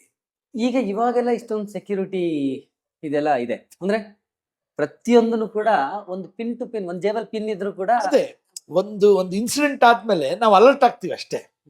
ಅಲ್ಲ, ಅವಾಗ ಅಷ್ಟು ಸೆಕ್ಯೂರಿಟಿ ಚೆಕ್ ಮಾಡ್ತಿರ್ಲಿಲ್ಲ. ಅವಾಗ ಏನಂದ್ರೆ ಪ್ರಾಬ್ಲಮ್, ಆ ಮೆಟಲ್ ಡಿಕ್ಟೇಟರ್ ಸರಿಯಾಗಿ ಕೆಲಸ ಮಾಡ್ತಿರ್ಲಿಲ್ಲ. ಆಮೇಲೆ ಯಾವ್ದೋ ಪೊಲೀಸರಿಗೆ 500 ರೂಪಾಯಿ ಕೊಟ್ಬಿಟ್ಟಿದ್ದಾರೆ. ಇದೆಲ್ಲ ಹೇಳಕ್ಕಾಗಲ್ಲ ಪೊಲೀಸರ ಕೈಲಿ. ಎಷ್ಟು ಖರ್ಚು ಮಾಡಿದಿರ ರಾಜೀವ್ ಗಾಂಧಿ ನೋಡಿಯಕ್ಕೆ ಅಂದ್ರೆ ಅವ್ನು 500 ರೂಪಾಯಿ ಅಂತ ಇರ್ತಾರೆ. ಪೊಲೀಸ್ನವ್ರಿಗೆ ಏನು ಇದೆ ಅಷ್ಟು ದೊಡ್ಡದಾಗಲ್ಲ. ಯಾರು ಒಳಗೆ ಹೋಗಿ ಯಾರು ಗೊತ್ತ ಈ ತರ ಇದೆ? 500 ರೂಪಾಯಿ ಆಸೆ, ಯಾರೋ ಕ್ರೌಡ್ ಯಾರೋ ನೋಡಕ್ ಹೋಗಿ ಬಾಂಬು ಯಾರು ಗೊತ್ತದ? ಕಲ್ಪನೆನೇ ಇಲ್ಲ. ಅದ್ರ ಬಗ್ಗೆ it's A first human bomb in the history of Mankind. Correct. ಅಲ್ಲಿವರೆಗೂ ನೋಡಿಲ್ಲ ಪ್ರಪಂಚದಲ್ಲೇ ಇಲ್ಲ. Whole world. ಪ್ರಪಂಚದಲ್ಲಿ ಆ ತರ ಒಂದು ಕಲ್ಚರ್ ಇಲ್ಲ, ಹ್ಯೂಮನ್ ಬಾಂಬ್ ಕಲ್ಚರು. ನೀವು ಅದಕ್ಕೆ ಮುಂಚೆ ಒಂದು ಇದ್ರಲ್ಲಿ ಮಾತ್ರ ಇರುತ್ತೆ, ಜಪನೀಸು ಕಾಲು ಕಟ್ಕೊಂಡು ಟ್ಯಾಂಕರ್ ಕೆಳಗಡೆ ಹೋಗಿದ್ದಾರೆ ಅಂತ ಒಂದು ಹಿಸ್ಟ್ರಿಗಳಿದೆ. ಅದು ಯಾವಾಗ 47-45 ಅಲ್ಲಿ. ಈ ಟೆರರಿಸ್ಟ್ಗಳು ಹ್ಯೂಮನ್ ಬಾಂಬ್ ಆಗೋ ಕಲ್ಚರ್ ಇಲ್ಲ. ಆರ್ಮಿನಲ್ಲಿ ಟ್ಯಾಂಕರ್ ಕೆಳಗಡೆ ಮಲಗಿದ್ದ ಹಿಸ್ಟ್ರಿ ಇದೆ. ಓಕೆ. ಅದಾದ್ಮೇಲೆ ಹ್ಯೂಮನ್ ಬಾಂಬ್ ಕಲ್ಚರ್ ಇಲ್ಲ. 50s ಆದ್ಮೇಲೆ 40 ವರ್ಷ ಅದ್ರ ಬಗ್ಗೆ ಇಲ್ಲ. ಫಸ್ಟ್ ಹ್ಯೂಮನ್ ಬಾಂಬ್ ಕಲ್ಚರ್ ಅಲ್ಲಿವರೆಗೂ ಹ್ಯೂಮನ್. ಆಮೇಲೆ ISIS ಅವ್ರನ್ನೆಲ್ಲ ಮಾಡಕ್ ಶುರು ಮಾಡಿದ್ದು. ಈಗ ಅದು ಈಗ ನಾರ್ಮಲ್. ಅಲ್ ಖೈದಾ ಅವರು ಇವರೆಲ್ಲ ಸ್ಟಾರ್ಟ್ ಮಾಡಿದ್ರೆ 2000 ಆದ್ಮೇಲೆ. ಕರೆಕ್ಟ್. ಇದು 91 ಅಲ್ಲಿ. Just imagine 35 years back. ಅದಾದ್ಮೇಲೆ ಸುಮಾರು ಜನ 25 years ಇಂದ ಈ ISIS ಅವರು ಇವರೆಲ್ಲ ಸ್ಟಾರ್ಟ್ ಮಾಡ್ತಾರೆ. ಈ ಕಲ್ಚರ್ ಯಾರಿಗೂ ಗೊತ್ತಿರ್ಲಿಲ್ಲ. ಇದು ಹ್ಯೂಮನ್ ಬಾಂಬ್ ಕಲ್ಚರ್. ಅವಾಗ ಅದು ಅದ್ರದ್ದು ಎಲ್ಲ ವಿಷಯ ತಗೊಂಡಲ್ಲ ನಾನು. ಅದಕ್ಕೆ ಕಾರ್ತಿಕೇಯನವರೆಲ್ಲ ಎಷ್ಟು ವಿಷಯ ಗೊತ್ತು ನಿನ್ಗೆ ಅಂತ ಹೇಳ್ತಾರೆ. ಅವತ್ತು ನೀನಾ ಗೋಪಾಲ್ ಅಂತ ಹೇಳಿ ಒಬ್ಬ ಪ್ರೆಸ್ ರಿಪೋರ್ಟ್, ಈಗಲೂ ನನ್ನ ಫ್ರೆಂಡ್, ಈಗಲೂ ಮೆಸೇಜ್ ಮಾಡಿದ್ದಾರೆ. ಅವರು ರಾಜೀವ್ ಗಾಂಧಿ ಜೊತೆ ಕಾರಲ್ಲಿ ಬಂದಿರ್ತಾರೆ. ಅವರು ನನ್ನ ಹತ್ರನೇ ಮೆಸೇಜ್ ತಗೊಳ್ಳೋದು, ಮೆಟೀರಿಯಲ್ ತಗೊಳ್ಳೋದು. ಅವತ್ತು ಕಾರಲ್ಲಿ ಅವ್ರು ಬಂದಿರ್ತಾರೆ. ನೀನಾ ಶಿವಾಜಿನ ಗಲ್ಫ್ ನ್ಯೂಸ್ ಅವಾಗ. ಆಮೇಲೆ ನಮ್ಮ ಬೆಂಗಳೂರಿನಲ್ಲಿ DNA ಪೇಪರ್ ಚೀಫ್ ಆಗ್ತಾರೆ. She is my very good friend Neena Gopal. ಅವ್ರಿಗೂ ಏನಾದ್ರು ಮೆಟೀರಿಯಲ್ ಬೇಕು, ಏನಾಗಬೇಕು ಅಂತ ನನ್ನೇ ಕಾಲ್ ಮಾಡೋದು. ಯಾಕಂದ್ರೆ ನಿಮ್ಮ ಹತ್ರ ಇರೋಷ್ಟು ಯಾರ ಹತ್ರನೂ ಇಲ್ಲ. ಅವತ್ತಿಂದ ಅವರು ಕಾರಲ್ಲಿ ಬರೋ ವಿಷಯ ಮಾತ್ರ ಹೇಳ್ಬೋದು, ಹೊರಗಡೆ ಹೆಂಗೆ ಹೇಳ್ತಾರೆ ಗೊತ್ತಿಲ್ಲ ಅವರಿಗೆ, ಚಾನ್ಸೇ ಇಲ್ಲಲ್ಲ. ಬೆಂಗಳೂರಲ್ಲಿ ನಿಮ್ಗೆ ಗೊತ್ತಿರೋರು ರಂಗನಾಥನ್ ಅವ್ರ ಮನೇಲಿ ಅವ್ರು ಬರ್ತಾರಲ್ವಾ? ಹೌದು. ಯಾಕೆಂದ್ರೆ ರನ್ನರಲ್ಲಿ ರಂಗನಾಥ್ ನಾವೆಲ್ಲ ಕ್ಲೋಸ್ ಫ್ರೆಂಡ್ಸ್. ಓಕೆ. ಅವ್ರ ಮಿಸಸ್ ಕ್ರಿಶ್ಚಿಯನ್, ಅವರು ಕನ್ನಡ ಕ್ರಿಶ್ಚಿಯನ್ಸ್. ಅವರು ರಂಗನಾಥ್ ಬಂದು ತಮಿಳ್ ಮೊದಲೇ. ಅವ್ರಿಬ್ರು ಲವ್ ಮಾಡ್ತಾರೆ, ಮದುವೆ ಆಗ್ತಾರೆ. ನಾವು ಮೃದುಲನ್ ಅಣ್ಣ ಎಲ್ಲ, ಅಬ್ಬಿ ಎಲ್ಲ ನಾವು ಕ್ಲೋಸ್ ಫ್ರೆಂಡ್. ಅಬ್ಬಿ, ಅರುಣ, ಬಾಬು ನಾವೆಲ್ಲ ಕ್ಲೋಸ್ ಫ್ರೆಂಡ್ಸ್. ಅವರು ಚರ್ಚ್ ಫಾದರ್ಸ್, ಕನ್ನಡದವರು. ಅವ್ರ ಮನೆ ಮುಂದೆ ಕ್ರಿಕೆಟ್ ಆಡ್ತಾ ಇರ್ತೀವಿ. ಆಮೇಲೆ ಎವ್ರಿ ಕ್ರಿಸ್ಮಸ್ಗೆ ಕೇಕ್ ಕಟ್ ಮಾಡ್ಬಿಟ್ಟು ಬಿರಿಯಾನಿ ತಿಂತಾ ಇರ್ತೀವಿ ಅವ್ರ ಮನೇಲಿ. ತುಂಬಾ ಕ್ಲೋಸ್ ಆಗಿರ್ತೀವಿ ನಾವು. ನಾವೆಲ್ಲ ಒಂದೇ ಗ್ಯಾಂಗು. ಓಕೆ. ಅದರಿಂದನೇ ನನ್ಗೆ ಎಲ್ಲಾ ವಿಷಯಗಳು ಒಳಗಡೆದು ಸಿಕ್ತು, ಹೊರಗಡೆದು ಸಿಕ್ತು. ಆಮೇಲೆ ನಮ್ ನರಸಿಂಹಮೂರ್ತಿ ಅಂತ ಇನ್ಸ್ಪೆಕ್ಟರ್ ಅಂತ ಹೇಳಿದ್ನಲ್ಲ, ಬುಷ್ ನಾಗ ಅಂತ ಹೇಳಿ, ನಮ್ ದೇವಯ್ಯ ಪಾರ್ಕ್ ಸಾಕ್ ಗೋವಿಂದ ಜೊತೆ ಅವ್ರ ಸ್ವಂತ ಅಣ್ಣ ನರಸಿಂಹಮೂರ್ತಿ. ಅವರು ಇನ್ವೆಸ್ಟಿಗೇಷನ್ ಎಲ್ಲ ಹೇಳ್ತಾರೆ. ಆಮೇಲೆ ಮಾಲಿಂಗಂ ಅಂತ ನನ್ನ ಕ್ಲೋಸ್ ಫ್ರೆಂಡು, ಅವ್ರದ್ದೇ ಅಂಬಾಸಿಡರ್ ಕಾರ್ ಅವತ್ತು ಯೂಸ್ ಮಾಡಿದ್ದು. ಅವ್ರು ನನಗೆ ಅವ್ರ ಕಾರ್ ಹೆಂಗ್ ಕೊಟ್ರು, ಅವ್ರು ಹೆಂಗ್ ಹೋಯ್ತು, ಇದನ್ನೆಲ್ಲ ಪ್ರತಿಯೊಬ್ರು ನನ್ನ ಸುತ್ತಾನೆ ನಡೆದಂಗಿದೆ ಎಲ್ಲಾನು. ನನಗೆ ಕ್ಯೂರಿಯಾಸಿಟಿ ಸ್ಟಾರ್ಟ್ ಆಗಿದ್ದು 90th ಡೇ ಬೆಂಗಳೂರಲ್ಲಿ ತಗಲ್ಕೊಂಡ್ರು ಅಂದಾಗ. ಯಾರ ಹತ್ರ ಇದ್ರಪ್ಪ ಇವ್ರು ಬೆಂಗಳೂರಿಗೆ ಹೋಗಿದ್ರು ಅಂದಾಗ ಆಮೇಲೆ ಗೊತ್ತಾಗಿದ್ದು ರಂಗನಾಥ್ ಮನೆ ಇದ್ದು ಅಂತ. ಅಯ್ಯಯ್ಯೋ, ಇಷ್ಟು ವರ್ಷ ನಾನು ಅವ್ರ ಜೊತೆಲೇ ಇದ್ದೀನಲ್ಲ ಅಂತ. ಅದಾದ್ಮೇಲೆ ನನಗೆ ಅವಾಗ ಫಸ್ಟ್ ಫೋನ್ ಮಾಡಿದ್ದು, ಇವರೆಲ್ಲ ಫೋನ್ ಮಾಡಿದಾಗ ಅವ್ರ ಮದುವೆ ಕ್ಯಾಸೆಟ್ ಎಲ್ಲ ತಗೊಂಡೊಟ್ಟೋಗಿದ್ದಾರೆ CBI-ನವರು. ಒಂದು CBI SIT ಅವರು ಮೃದುಲಾ ರಂಗನಾಥ್ ಮದುವೆ ಆಯ್ತಲ್ಲ, ಆ ವಿಡಿಯೋ ಕ್ಯಾಸೆಟ್ ಎಲ್ಲ ತಗೊಂಡೋಗ್ತಾರೆ. ತಗೊಂಡೋಗಿ ಎಲ್ಲಾನು ರಿಸರ್ಚ್ ಮಾಡ್ತಾರೆ. ಅದರಲ್ಲಿ ಆ ಮದುವೆಯಲ್ಲಿ ನಾನು ಫುಲ್ ಡ್ಯಾನ್ಸ್ ಮಾಡಿದ್ವಿ. ನಮ್ಮ ಹತ್ರಕ್ಕೂ ಬರ್ತಾರೆ ಅನ್ಕೊಂಡಿದ್ವಿ ನಾವು, ಯಾರು ಬರಲಿಲ್ಲ. ಕ್ಯೂರಿಯಾಸಿಟಿ ಸ್ಟಾರ್ಟ್ ಆಗಿದ್ದು 90th ಡೇ ಬೆಂಗಳೂರಲ್ಲಿ ತಗಲ್ಕೊಂಡ್ರು ಅಂದಾಗ. ಯಾರ ಹತ್ರ ಇದ್ರಪ್ಪ ಇವ್ರು ಬೆಂಗಳೂರಿಗೆ ಹೋಗಿದ್ರು ಅಂದಾಗ ಆಮೇಲೆ ಗೊತ್ತಾಗಿದ್ದು ರಂಗನಾಥ್ ಮನೆ ಇದ್ದು ಅಂತ. ಅಯ್ಯಯ್ಯೋ, ಇಷ್ಟು ವರ್ಷ ನಾನು ಅವ್ರ ಜೊತೆಲೇ ಇದ್ದೀನಲ್ಲ ಅಂತ. ಅದಾದ್ಮೇಲೆ ನನಗೆ ಅವಾಗ ಫಸ್ಟ್ ಫೋನ್ ಮಾಡಿದ್ದು, ಇವರೆಲ್ಲ ಫೋನ್ ಮಾಡಿದಾಗ ಅವ್ರ ಮದುವೆ ಕ್ಯಾಸೆಟ್ ಎಲ್ಲ ತಗೊಂಡೊಟ್ಟೋಗಿದ್ದಾರೆ CBI-ನವರು. ಒಂದು CBI SIT ಅವರು ಮೃದುಲಾ ರಂಗನಾಥ್ ಮದುವೆ ಆಯ್ತಲ್ಲ, ಆ ವಿಡಿಯೋ ಕ್ಯಾಸೆಟ್ ಎಲ್ಲ ತಗೊಂಡೋಗ್ತಾರೆ. ತಗೊಂಡೋಗಿ ಎಲ್ಲಾನು ರಿಸರ್ಚ್ ಮಾಡ್ತಾರೆ. ಅದರಲ್ಲಿ ಆ ಮದುವೆಯಲ್ಲಿ ನಾನು ಫುಲ್ ಡ್ಯಾನ್ಸ್ ಮಾಡಿದ್ವಿ. ನಮ್ಮ ಹತ್ರಕ್ಕೂ ಬರ್ತಾರೆ ಅನ್ಕೊಂಡಿದ್ವಿ ನಾವು, ಯಾರು ಬರಲಿಲ್ಲ. ಯಾಕಂದ್ರೆ ಯಾರ್ಯಾರು ತುಂಬಾ ಕ್ಲೋಸ್ ಆಗಿರ್ತಾರಲ್ಲ ಆ ವಿಡಿಯೋ ಮದುವೆ, ರಂಗನಾಥ್ ಮೃದುಲಾನೇ ಮೇಯ್ನು. ಅವರು ಮದುವೆನಲ್ಲಿ ಚರ್ಚಲ್ಲಿ ನಾನು ಫುಲ್ ಡ್ಯಾನ್ಸ್ ಮಾಡಿದ್ವಿ. ಆ ವಿಡಿಯೋ ಅದನ್ನೇ ನಮ್ಮ ಹತ್ರ ಎಲ್ಲ ಬರ್ತಾರೆ ಅಂತ ನಾವು ಅನ್ಕೊಂಡಿದ್ವಿ, ಬರಲಿಲ್ಲ. ಹೇಗಿತ್ತು ಆ ಸಿಚುವೇಶನ್? ಅವ್ರು ಆ ರಂಗನಾಥ್ ಅವ್ರ ಮನೆಯಲ್ಲಿ ಸಿಕ್ಕಿದ್ದಾರೆ ಅಂದಾಗ ಯಾವಾಗ ಅಂದ್ರೆ ಅದು 90th ಡೇ ಇಲ್ಲಿ ಅವರು ಅಲ್ಲಿದ್ದಾರೆ ಅನ್ನೋ ಮಾಹಿತಿ ಅಷ್ಟು ಅದು ಗೊತ್ತಾಗೋದೆ ಎಲ್ರಿಗೂ, ಇಡೀ ಪ್ರಪಂಚಕ್ಕೆ ಗೊತ್ತಾಗೋದೆ ಸತ್ತಾಗ ಸತ್ಯ ಅವನು ಅರೆಸ್ಟ್ ಆದಾಗಲೇ ಗೊತ್ತಾಗ. ಅದು ಆಗಸ್ಟ್ 20ನೇ ತಾರೀಕು. ಮೇ 21ನೇ ತಾರೀಕು ಇವ್ರು ಮಾಡು. ಕರೆಕ್ಟಾಗಿ 90th ಡೇ ಇವರು ಸಾವು. ಆ ಕಾರಣಕ್ಕೋಸ್ಕರನೇ ಈಗ ಸೈನೈಡ್ ರಿಲೀಸ್ ಮಾಡ್ತಾ ಇರೋದು May 21ಗೆ. ಅವತ್ತಿಗೆ ನಾವು ನೆಕ್ಸ್ಟ್ ಮಂತ್ಗೆ ರಿಲೀಸ್ ಮಾಡಬೇಕು ಅಂತ ಇರೋದು ಆ ಕಾರಣಕ್ಕೋಸ್ಕರ. ಈಗ ಸೈನೈಡ್ ರಿಲೀಸ್ ಮಾಡ್ತಿರೋದು ಆ ಕಾರಣ.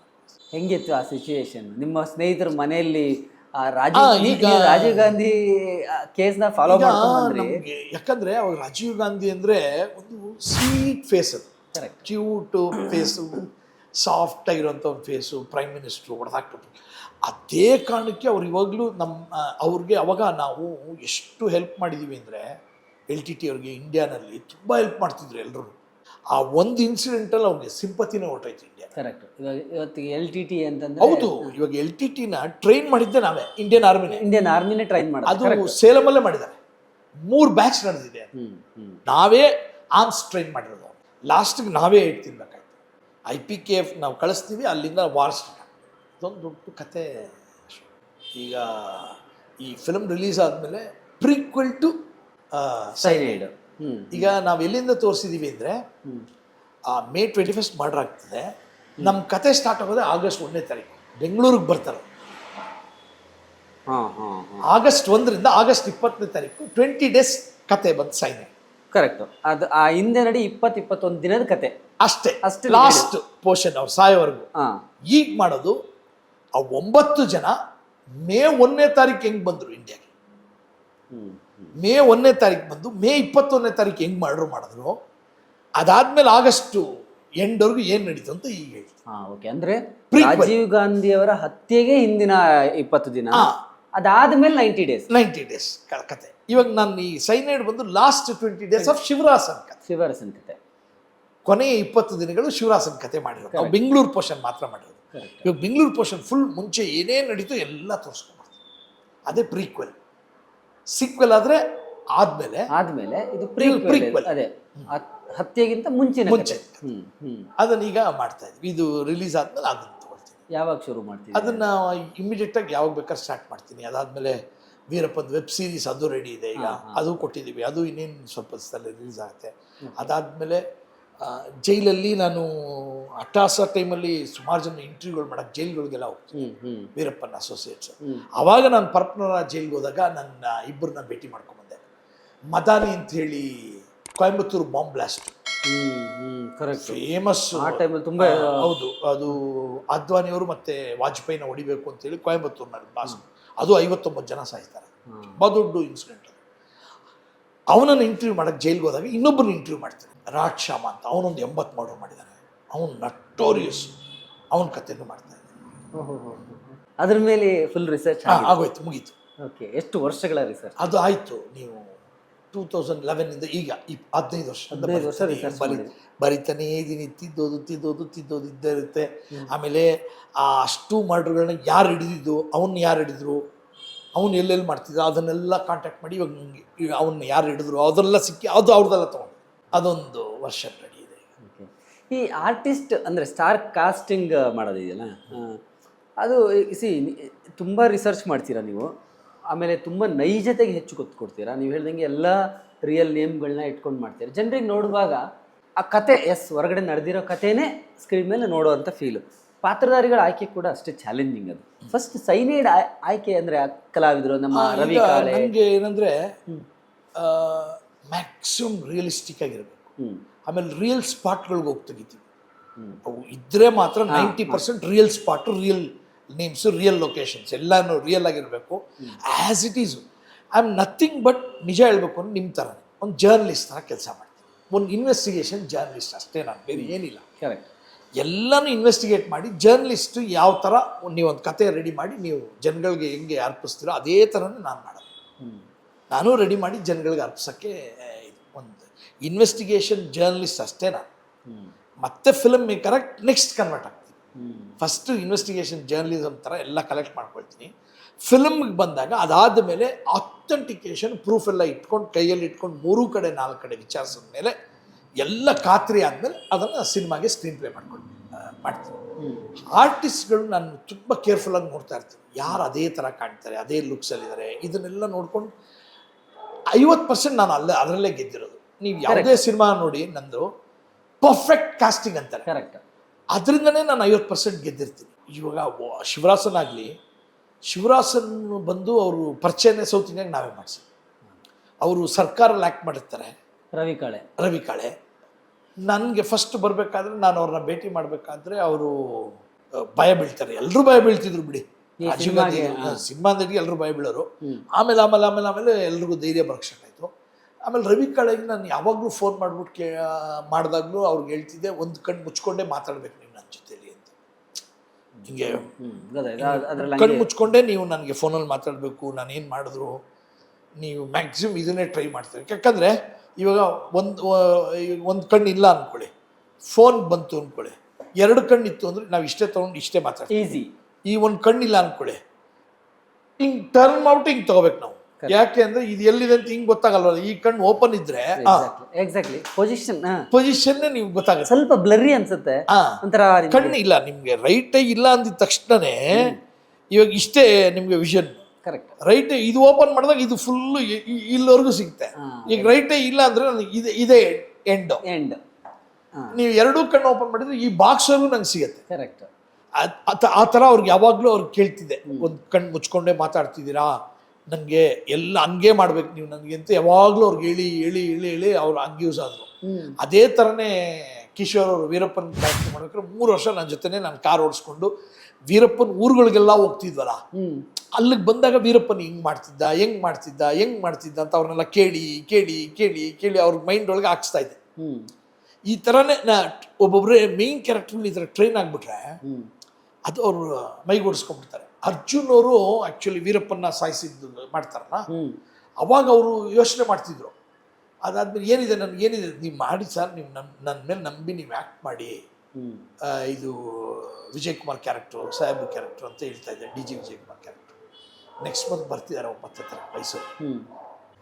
ಅದಾದಮೇಲೆ ಫಿಲ್ಮ್ ಮಾಡಿದ್ಮೇಲೆ ಅವ್ರ ಮಗಳು ಫಿಲ್ಮ್ ನೋಡ್ತಾರೆ, ಐಶ್ವರ್ಯ, ಯಾವುದು ಅಟ್ಟಾಸ ನೋಡಿ ಅವ್ರ ಅಪ್ಪನಿಗೆ ಹೇಳ್ತಾರೆ, ಪಾಪ 10 ವರ್ಷ ಆಯಿತು ನೀನು ಈ ಥರ ಒಂದು ಒಳ್ಳೆ ಸಿನಿಮಾ ಮಾಡಿ 10 ಇಯರ್ಸಿಂದ ನಿನ್ಗೆ ಒಂದು ಒಳ್ಳೆ ಮೊದಲ್ ಒನ್ ಆ ಟೈಮಲ್ಲಿ ಮಾಡಿದ್ದು ಫಿಲಮ್ ಬಿಟ್ಟರೆ ಜೆಂಟಲ್ಮನ್ ಬಿಟ್ಟರೆ ಅದಾದಮೇಲೆ ಇದೇ one of the best films Arjun Sarja ಅವರು. ಅರ್ಜುನ್ ಸರ್ಜಾ ಅವ್ರು ಅಂತ ಅವ್ರ ಮಗಳೇ ಆ ಥರ ಅವರು ಆಮೇಲೆ ಅವರು ನನಗೆ ಐಶ್ವರ್ಯ ಹೇಳಿದ್ದಲ್ಲ ಅರ್ಜುನ್ ಹೇಳಿದ್ದ ಏನ್ರಿ ನನ್ನ ಮಗಳೇ ಹೇಳ್ತಾರೆ 10 ಇಯರ್ಸಲ್ಲಿ ಒಳ್ಳೆ ಈ ಥರ ಒಂದು ಸಿನಿಮಾ ಮಾಡಿಲ್ಲ ಅಂತಾರ ಅಷ್ಟು ಒಳ್ಳೆ ಫಿಲ್ಮ್ ಮಾಡಿದ್ದೀನಿ ಅಂತ ಅವ್ರು ಹೇಳ್ತಾರೆ ಅಂತ ಅವ್ರು ಹೇಳ್ತಾರೆ. ಈಗ ಮೊನ್ನೆ ರಿಷಬ್ ಶೆಟ್ಟಿ ಮಗಳು ಬರ್ತಾರೆ, ಯಾಕಂದ್ರೆ ರಿಷಬ್ ನನ್ನ ಅಸ್ಟೆಂಟ್ ತಾನೆ. ಕರೆಕ್ಟ್. ಸೈನೈಡು ಅಟ್ಟಾಸೆಲ್ಲ ಇದ್ದಾರೆ. ಅವಾಗ ಪ್ರಶಾಂತ್ ಅವ್ರ ಹೆಸರು ರಿಷಬ್. ಮತ್ತೆ ನಾವೆಲ್ಲ ಮೊನ್ನೆ ಅವ್ರ ಮಗು ಬರ್ತ್ಡೇಗೆ ಹೋಗಿದ್ವಿ ಎಲ್ಲ ಲಾಸ್ಟ್ ಇಯರ್. ಅವಾಗ ಅರ್ಜುನ್ ಬಂದಿದ್ರು, ಎಲ್ರಿ ನಂದು ಇನ್ನೂ ಸ್ಟಾರ್ಟೇ ಮಾಡಿಲ್ಲ ನೀವು ಫಿಲ್ಮ್ ಅಂದ್ರು. ಅವ್ರದ್ದು ಅದಾದ್ಮೇಲೆ ಗೇಮ್ ಆಯ್ತಲ್ಲ, ಕರೆಕ್ಟ್. ಗೇಮ್ ಆದ್ಮೇಲೆ ಇನ್ನು ಎಲ್ಲಿ ನಾನು ಏನು ಕಥೆನೇ ಮಾಡಿಲ್ಲ, ನೀವೇನು ಮಾಡ್ತಾ ಇದ್ದೀನಿ ಹೇಳ್ತೀನಿ ಸರ್ ಅಂತ ಹೇಳಿ ಹಂಗೆ ನಡೀತಾ ಇರುತ್ತೆ. ಸೈನೈಡ್ ಎಲ್ಲ ನೀವು ಅಂದ್ರೆ ಲೊಕೇಶನ್ಸ್ ಅಲ್ಲಿ ಅಂದ್ರೆ ನಡೆದಿದ್ದ ಘಟನೆ ನಡೆದಿದ್ದ ಹತ್ತಿರ ಆಗೋ ಥರನೇ ಹೌದು ಪುಟ್ಟೇನಹಳ್ಳಿ ಕೊಂಡನಕುಂಟೆಗೆಲ್ಲ ಹೋಗಿ ಹತ್ತಿರದಿಂದ ನೋಡಿ ಅದೇ ಥರ ಮಾಡಬೇಕು ಅಂತಾನೆ ಮಾಡಿ. ವೀರಪ್ಪನ್ ಹತ್ಯೆ ಆಯ್ತು ಅಂದ ದಿನದಿಂದ ಇವತ್ತಿನವರೆಗೂ ಸಾಕಷ್ಟು ಚರ್ಚೆ ಇದೆ ಅದ್ರ ಬಗ್ಗೆ. ಪೊಲೀಸರು ಗುಂಡಿಗೆ ಅವರು ಸತ್ತಿದ್ದ ಅನ್ನೋದ್ರ ಬಗ್ಗೆ ನೀವು ನೋಡಿರ್ತೀರಾ, ಅದು ಹೇಳೋದೇ ಬೇಡ ಅದ್ರ ಬಗ್ಗೆ ಪರ್ಸ್ಪೆಕ್ಟಿವ್ ಅಲ್ವಾ? ಅದ್ರ ವಿಷಯ ಹೇಳ್ಬಿಡ್ತೀನಿ. ಯಾಕೆ ನಾನು ಅದನ್ನು ಪೊಲೀಸ್ ವರ್ಷನ್ ಹೇಳಿದ್ನ ನಂಬದೆ ಅಂದರೆ, ಇದರಲ್ಲಿ ಪೊಲೀಸವ್ರನ್ನ ಬಿಟ್ಬಿಡೋಣ, ಸೈಡ್ ಇಟ್ಬಿಡೋಣ. ಓಕೆ. ಕೊಳತ್ತೂರು ಮಣಿಯವ್ರನ್ನ ತಗೋಣ. ಕೊಳತ್ತೂರು ಮಣಿಯವರು ನೀವೇ ಕೊಳತ್ತೂರು ಮಣಿ, ನಿಮ್ಮನ್ನು ಹೋಗಿ ನಾನು ಭೇಟಿ ಮಾಡಿದಾಗ ಈ ಡೆತ್ ಹಿಂದ್ಗಡೆ ಏನಿದೆ ಸರ್ ಅಂತ ಕೇಳ್ತೀನಿ.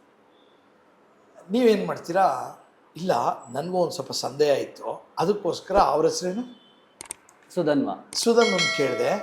ಸುಧನ್ವ ಹೇಳಿದ್ರು ಹೌದು ನನಗೂ ಸಂದೇಹ ಇದೆ, ಈ ಥರ ಏನೋ ಆಯಿತು ಅಂತೇಳಿ ಅಮೀನ್ನ ಕೇಳಕ್ಕೆ ಹೇಳಿದ್ರು ಅಂತ. ಅಮೀನ್ ಹತ್ರಕ್ಕೆ ಹೋದೆ. ಅಮೀನ್ನ ಕೇಳಿದಾಗ ಅವರು ಇನ್ನೊಬ್ರು ಚೇತನ್ ಅನ್ನೋರನ್ನ ಹೇಳಿದ್ರು. ಆಮೇಲೆ ಚೇತನ್ ಹತ್ರ ಹೋದೆ, ಯಾರು ಹೇಳಿದ್ರು ಅಂತ. ಅದಾದಮೇಲೆ ಅವರು ಇನ್ನೊಬ್ಬ ಸಂತೋಷ್ ಅಂತಿದ್ದಾನೆ, ಅವನು ಹೇಳ್ದ. ಸಂತೋಷ್ ಹತ್ರ ಹೇಳಿದೆ, ಸಂತೋಷ್ ಹೇಳ್ದ ಹೌದು ನನಗೂ ಇದಿದೆ. ಮುರಳಿ ಹತ್ರ ಮುರಳಿಗೆ ಗೊತ್ತಿದೆ ವಿಷಯ. ಮುರಳಿ ಹತ್ರ ಹೋದೆ, ಮುರಳಿನ ಕೇಳಿದಾಗ ನೋಡಿದ್ರೆ ತಿರ್ಗಿ ಅಶೋಕ್ ಹೇಳಿದ್ದು ನನಗೆ ಈ ವಿಷಯ ನಿಗೂಢ ಇದೆ ಅಂತ. ಯಾರು ಹೇಳಿದ್ರು? ಅಶೋಕ್ ಹೇಳಿದ್ರು ನನಗೆ ಅಂತ. ಎಲ್ಲಿಗೆ ಬಂದು ನಿಲ್ತಿದ್ದು? ತಿರ್ಗಾ ಅಲ್ಲಿಗೆ ಬಂದು ಎಲ್ಲಿಂದ ಶುರು ಆಗಿತ್ತು ಎಲ್ಲರೂ ಹೇಳ್ತಾ ಇದ್ದಾರೆ. ಹೇಳಿರೋದೆಲ್ಲ ಹಿಂಗೆ ಇದೆ. ಅವನು ಹೇಳ್ದ, ಸುಧನ್ವ ಹೇಳಿದ್ರು, ಸುಧನ್ವಿಂದ ಅಮೀನ್ ಹೇಳಿದ್ರು, ಅಮೀನಿಂದ ಚೇತನ್ ಹೇಳಿದ್ರು, ಚೇತನಿಂದ ಮುರಳಿ ಹೇಳಿದ್ರು, ಮುರಳಿಯಿಂದ ಸಂತೋಷ್ ಹೇಳಿದ್ರು, ಸಂತೋಷದಿಂದ ಮತ್ತೆ ವಾಪಸ್ ಯಾರಿಗೆ ಬರ್ತದೆ? ಅಶೋಕ್ಗೆ ಬರ್ತದೆ. ನೀವು ಇವರು ಮಾತಾಡ್ಕೊಂಡಿದ್ರು, ಅವ್ರು ಇನ್ನೊಬ್ಬನಿಗೆ ಹೇಳಿ ಅವ್ರು ಹಿಂಗೆ ಹೋಗಿ ತಿರ್ಗಿ ವಾಪಸ್ ಹಿಂಗೆ ಬರುತ್ತೆ. ಅಲ್ಲೇ ಇದೆ, ಸರ್ಕಲಲ್ಲೇ ಇದೆ. ಓಕೆ. ನೋಡಿದವರು ಯಾರಿಲ್ಲ, ಕರ್ಕೊಂಬಂದವರು ಯಾರಿಲ್ಲ, ಎಲ್ಲ ಈ ಥರ. ಅವನು ಹೇಳ್ದ ನೀನು ಅವತ್ತೇನಪ್ಪ ಇದ್ದೆ, ಇಲ್ಲ ಇವನು ಹೇಳ್ದ. ಹೇಳುವವರು ಅದೇನೆಂದರೆ ಮೂರನೇ ಕಿವಿಗೆ ಮಾತು ಬೀಳೋದು. ನೀವು ನೋಡಿ ಅದರಲ್ಲಿ ಒಂದು ಡೈಲಾಗ್ ಕೂಡ ಇಟ್ಟಿದ್ದೀನಿ. ಡಿ ಜಿ ವಿಜಯ್ ಕುಮಾರ್ ಮತ್ತು ಸೆಂದಾಮರೈ ಕಣ್ಣನ್ ಮಾತಾಡ್ತಾರೆ. ಕಣ್ಣನ್, ಇವಾಗ ನಾವೇನಾದರೂ ಈ ಪ್ಲ್ಯಾನಲ್ಲಿ ಮಿಸ್ ಆದರೆ ಒಂದು ನೀವು ಹೇಳಬೇಕು, ಇಲ್ಲ ನಾನು ಹೇಳಬೇಕು. ಇವಾಗ ಇಬ್ಬರೇ ಇರೋದು. ಕರೆಕ್ಟ್. ಇದು ಸೀಕ್ರೆಟ್. ನೀವು ಅದರಲ್ಲಿ ಅಶೋಕ್ ಅವ್ರನ್ನ ಕುಂಡಿಸ್ಕೊಂಡ್ರೆ ಅದು ಮೀಟಿಂಗ್, ಅದು ಸೀಕ್ರೆಟ್ ಆಗಲ್ಲ. ಯಾಕಂದರೆ 3 ಜನ ಆಗೋಯ್ತು. 3 ಜನದಲ್ಲಿ ಯಾರು ಕೆಮ್ಮಿದ್ರು ಅಂತ ಆಚೆ ಗೊತ್ತಾಗಲ್ಲ. ನಾನು ತಿಳ್ಕೊಳ್ತೀನಿ ಇವರಿಬ್ಬರಲ್ಲಿ ಯಾರೋ ಒಬ್ರು ಕೆಮ್ಮಿದ್ದಾರೆ ಅಂತ, ನೀವು ಅಂದ್ಕೊಳ್ತೀರಿ ಇವರಿಬ್ಬರಲ್ಲಿ ಯಾರೋ ಒಬ್ರು ಕೆಮ್ಮಿದ್ದಾರೆ ಅಂತ, ಅವ್ರು ಹೇಳ್ತಾರೆ ನೀವು ಇಬ್ಬರಲ್ಲಿ ಯಾರೋ ಒಬ್ರು ಕೆಮ್ಮಿದ್ದೀರ. ಇಬ್ಬರೇ ಇದ್ದರೆ ಒಂದು ನೀವು ಹೇಳಬೇಕು, ಇಲ್ಲ ನಾನು ಹೇಳಬೇಕು. ನಾನು ಹೇಳಿಲ್ಲ ಅಂದರೆ ನೀವೇ. That is secret. ಇಬ್ಬರಿದ್ರೆ ಮಾತ್ರ ಸೀಕ್ರೆಟ್. 3 ಜನ ಬಂದರೆ ಮೀಟಿಂಗ್ ಇಷ್ಟೇ. ಯಾರು ಐ ವಿಟ್ನೆಸ್ಗಳಿಲ್ಲ. ಅವತ್ತಲ್ಲಾಗಿದ್ದು ನಿಜ, ಹೊಡೆದಿದ್ದು ನಿಜ, ಮಜ್ಜಿಗೆ ಕೊಟ್ಟಿದ್ದು ನಿಜ, ಅವನ್ನ ತಿರ್ಗಾ ಪೊಲೀಸರು ಹೊಡೆದಾಕ್ಬಿಟ್ಟಿದ್ದು ನಿಜ. ಅದೆಲ್ಲ ಒಂದು ದೊಡ್ಡ ಕತೆ. ಅದೆಲ್ಲ ಹೌದಲ್ವಾ? ಯಾರು ಅಲ್ಲೂ ಸ್ಟಾಕ್ ಮಾಡ್ತಿರ್ತಾರೆ ಮಿಲಿಟರಿ ಪ್ಲೇಯರು, ಅವ್ನು ಹೊಡೆದಾಕ್ತಾರೆ ತಿರ್ಗಾ ಪೊಲೀಸರು. ನಾನು ಅದನ್ನೇ ಹೇಳಿದ್ದು, ಸೆಂದಾಮರೈ ಕಣ್ಣನ್ 19 ಎನ್ಕೌಂಟ್ರ್ ಮಾಡಿದ್ದಾರೆ ವೀರಪ್ಪನ ಸಾಯಿಸಕ್ಕೆ. ವೀರಪ್ಪನನ್ನು ಸಾಯಿಸಕ್ಕೆ ಅದಕ್ಕಿಂತ ಮೊದಲು 19 ಎನ್ಕೌಂಟ್ರ್ ಟೋಟಲ್. ಅವನ್ನ ಹೊಡೆದಾಕಿದ್ಮೇಲೆ 1 ಜನ ಹೊಡೆದಾಕ್ತಾರೆ. Total 19 deaths have happened surrounding Veerappan ಆ ಟೈಮ್ ಸ್ಪ್ಯಾನಲ್ಲಿ. ಅಷ್ಟು ಇದರಲ್ಲಿ ಬಿಫೋರ್ ಆ್ಯಂಡ್ ಆಫ್ಟರ್. ಅದು ತಮಿಳ್ನಾಡು ಪೊಲೀಸರು. ನಮ್ಮ ಶಂಕರ್ ಬಿದ್ರಿ ಸಾಹೇಬರು ಅವ್ರ ಅಂಡ್ರಲ್ಲಿ ಒಂದು 45 ಹೋಗಿದೆ. ಹೌದಾ? ಟೋಟಲ್ 183 ಜನ ಗ್ಯಾಂಗ್ ಇರುತ್ತೆ. ಅದರಲ್ಲಿ ಒಂದು 69 ಜನ ಅವರು ಇದಕ್ಕೆ ಇಡಾಕ್ತಾರೆ, ಟಾಡಾ ಅಲ್ಲಿ ಮತ್ತೆ ಇದರಲ್ಲಿ. Correct correct. ಇನ್ನೊಂದಷ್ಟು ಜನ ಅವ್ರು ಹೊಡೆದಾಕ್ತಾರೆ, ಒಂದು 59 ಜನ 60 ಜನ ಅವ್ರು ಹೊಡೆದಾಕ್ತಾರೆ. ಲಾಸ್ಟಲ್ಲಿ ಬಿದ್ರಿ ಸಾಹೇಬರು 93 96 ಅವ್ರು ಆಚೆ ಬರಬೇಕಾದ್ರೆ ಬರೀ 4 ಜನ ಮಾತ್ರ ಉಳಿದಿರ್ತಾರೆ. ಓಹೋ. ಚಂದ್ರೇಗೌಡ, ಸೇತುಕುಳಿ, ವೀರಪ್ಪನ್ 4 ಜನ ಮಾತ್ರ ಉಳಿದಿರ್ತಾರೆ. ಹೌದಾ, ಯಾರು ಇರೋದೇ ಇಲ್ಲ, ಎಲ್ಲನೂ ಟಾಡಾಲ್ ಹಿಡ್ದಾಕ್ಬಿಟ್ಟಿರ್ತಾರೆ, ಇಲ್ಲಾಂದ್ರೆ ಸಾಯಿಸಾಕ್ಬಿಟ್ಟಿರ್ತಾರೆ. ಅಷ್ಟೇ ಉಳಿದಿರ್ತಾರೆ.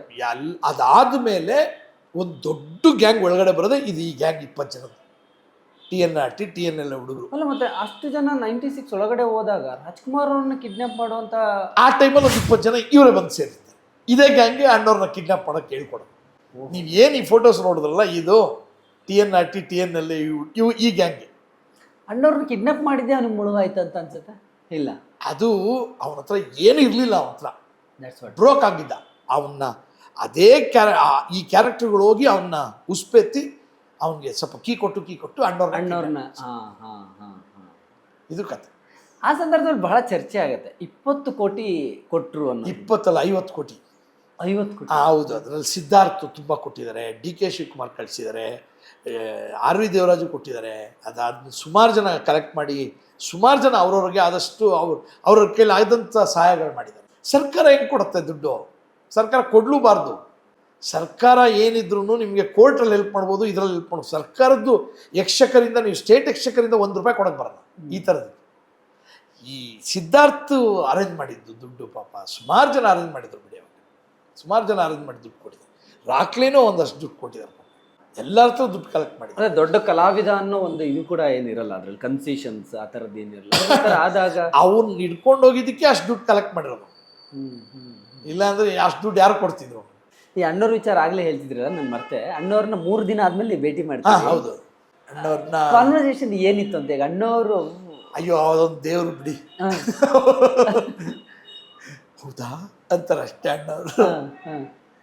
ಯಾಕಂದ್ರೆ ನಾವು ಅವರು ಯಾರಿವನು ಟೈಮಲ್ಲಿ ಊಟಿಲಿ ಹೊಡೆದಿರ್ತಾರೆ, ಕರೆಕ್ಟ್, ಆ ತಲೆ ಎಲ್ಲ ಆಗಿರುತ್ತೆ. ಅದೆಲ್ಲ ಆದ್ಮೇಲೆ ಅವರು ಇದ್ರಲ್ಲಿ ಇರ್ತಾರೆ, ಎಲ್ಲಿ ಫಾರ್ಮಲ್ಲಿ, ಅಪ್ಪು ಫಾರ್ಮ್, ಪುನೀತ್ ಫಾರ್ಮ್ ಇರ್ತಲ್ಲ, ಗೊತ್ತಲ್ಲ, ಬಿಡದಿ ಹತ್ರ, ಕರೆಕ್ಟ್, ಅಲ್ಲಿ ಮನೇಲಿ ಇರ್ತಾರೆ. ಅಲ್ಲಿಗೆ ಹೋಗ್ತೀವಿ ನಾವು ಸೈಕಲಲ್ಲಿ, ಇಲ್ಲಿಂದ ಸೈಕಲ್ ಹೊಡ್ಕೊಂಡು ಹೋಗ್ತೀವಿ. ಅಷ್ಟೊತ್ತಿಗೆ ಆಲ್ರೆಡಿ ನನಗೊಂದು ಸ್ವಲ್ಪ ಆಕ್ಸಿಡೆಂಟ್ ಆಗ್ಬಿಟ್ಟಿರುತ್ತೆ, ಇನ್ನೊಬ್ಬ ಜೊತೆಲಿ ಕುತ್ಕೊಂಡು ಹೋಗಿರ್ತೀನಿ. ಅಲ್ಲಿ ಹೋದಾಗ ಅಣ್ಣವರು ನಾವು ಹೋದಾಗ ಎದ್ದು ನಿಂತ್ಕೊಂಡ್ಬಿಡ್ತಾರೆ. ಅವ್ರು ಯಾರು ಬಂದರೂ ಎದ್ದು ನಿಂತ್ಕೊಳ್ತಾರೆ, ನಮಸ್ಕಾರ ಮಾಡಿ. ಅದಾದ್ಮೇಲೆ ನನಗೆ ಇದೆಲ್ಲ ತೋರಿಸ್ತಾರೆ, ನೋಡಿ ಹೆಂಗೆ ಹೊಡೆದ್ಬಿಟ್ಟಿದ್ದಾರೆ ಅಂತ. ಬೆನ್ನೆಲ್ಲ ತೋರಿಸ್ತಾರೆ, ಬೆನ್ನು ಹೊಡೆದ್ಬಿಟ್ಟಿದ್ದಾರೆ, ತಲೆಗೆ ಹೊಡೆದ್ಬಿಟ್ಟಿದ್ದಾರೆ. ಓಪನ್ ಆಗ್ಬಿಡುತ್ತೆ ಆಲ್ಮೋಸ್ಟ್. ಅಲ್ಲಿ ಚೈನಲ್ಲಿ ಹೊಡೆದಿರೋದು, ಸೈಕಲ್ ಚೈನಲ್ಲಿ. ಯಾರಿವನು? 84, 83. ರಾಘಣ್ಣ ಕೂಡ ಅದೇ ಕತೆ ಹೇಳಿದ್ರು. 84, 83 ಅನ್ಸುತ್ತೆ, ಇಲ್ಲ 85 ಮ್ಯಾಕ್ಸಿಮಮ್ ಅಷ್ಟೇ. ನೀವು ಹೋಗಿ ಅವ್ರ ಮನೆಗೆ ಹೋಗಿದ್ರಿ? ರಾಜ್ಕುಮಾರ್ ಸಂಘದಲ್ಲಿ ಗೋಕಾಕ್ ಹೋರಾಟ. ನಾವು ಇಲ್ಲಿ ಕನ್ನಡ ಫ್ಲಾಗ್ ಹಾಕಿರೋದು ನಾನೇ. 20 ಇದಕ್ಕೆ ಮುಂಚೆ ಪುಲಕೇಶಿ ಡಾಕ್ಟರ್ ರಾಜ್ಕುಮಾರ್ ಸಂಘ ಅಂತ ನಾವೇ ಮಾಡಿದ್ದೀವಿ. ಸೊ ಆಗ ಈ ಫ್ಲಾಗ್ ಹಾಕಿ 25 ವರ್ಷ ಆಯ್ತು. ಫ್ಲಾಗ್ ಅಂತ ಈ ಫ್ಲಾಗ್ ಹಾಕಿ ನಿಮ್ಮ ಮನೆಯ ಲ್ಯಾಂಡ್ ಮಾರ್ಕ್ ಆಕ್ಚುಲಿ. ಸೊ ಆಗ ಅಣ್ಣವರು ತಮಿಳ್ನಾಡಲ್ಲಿ ಆಗಿದ್ದನ್ನು ನಿಮ್ಮ ಹತ್ರ ಹೇಳಿ, ಊಟಿಲಿ ಸರಿ, ಊಟಿ ಅದು ತಮಿಳ್ನಾಡೆ ಬರ.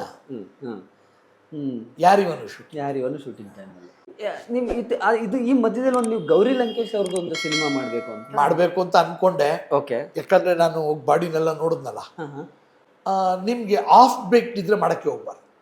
ಏನು ಆಫ್ ಬೇಕ್ಡ್ ಅಂದ್ರೆ ಸತ್ಯನ ಅರ್ಧ ಆ ಕಡೆ ಈ ಕಡೆ ಗೊತ್ತಿಲ್ಲದೆ ಇರೋ ಸತ್ಯನ ಆದ್ರೆ ಪೊಲೀಸವ್ರಿಗೂ ಕನ್ಫ್ಯೂಷನ್. ಹೆಲ್ಮೆಟ್ ಹಾಕೊಂಡು ಬಂದು ಹೊಡೆದ ಅಂತ, ಕರೆಕ್ಟ್, ಅವ್ನು ನಾಮ ಹಾಕೊಂಡಿದ್ದ ಅಂತಾರೆ. ಒಂದ್ಸರಿ ಹೆಲ್ಮೆಟ್ ಹಾಕೊಂಡ್ರೆ ಹಿಂಗೆ ನಾಮ, ಹೆಲ್ಮೆಟ್ ಮೇಲೆ ನಾಮ ಹಾಕೊಳಕ್ಕಾತ? ಎಲ್ಲ ನೋಡಿ, ಅದು ತುಂಬ ಕನ್ಫ್ಯೂಷನ್ ಸ್ಟೇಟಸ್.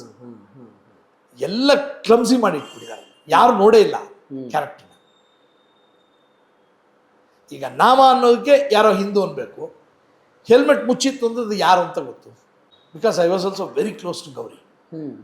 ನಾನು ಪ್ರಕಾಶ್ ರಾಜು ಮತ್ತು ಇಂದ್ರಜಿತ್ ಲಂಕೇಶು, ಆಮೇಲೆ ಅವ್ರ ಪೇಪರ್ ಇರ್ಬೇಕಾದ್ರೆ ಅವ್ರು ಮೇಡಮ್ ರೆಗ್ಯುಲರಾಗಿ ಭೇಟಿ ಮಾಡ್ತಿದ್ದೇನೆ. ಓಕೆ. ನನ್ನ ಕಂಡ್ರೆ ತುಂಬ ಇಷ್ಟ ಅವ್ರು. ಹೆಂಗೆ ಹೇಳೋದು, ನಾನು ಹೋಗಿ ಬಾಡಿ ಮಾರ್ಚಲ್ಲೇ ಹೋಗಿ ಬಾಡಿ ನೋಡಿದೆ, ಬುಲೆಟ್ಸ್ ಎಲ್ಲ ಎಲ್ಲಿ ಇಳಿದಿದೆ ಏನು. ಹೌದಾ?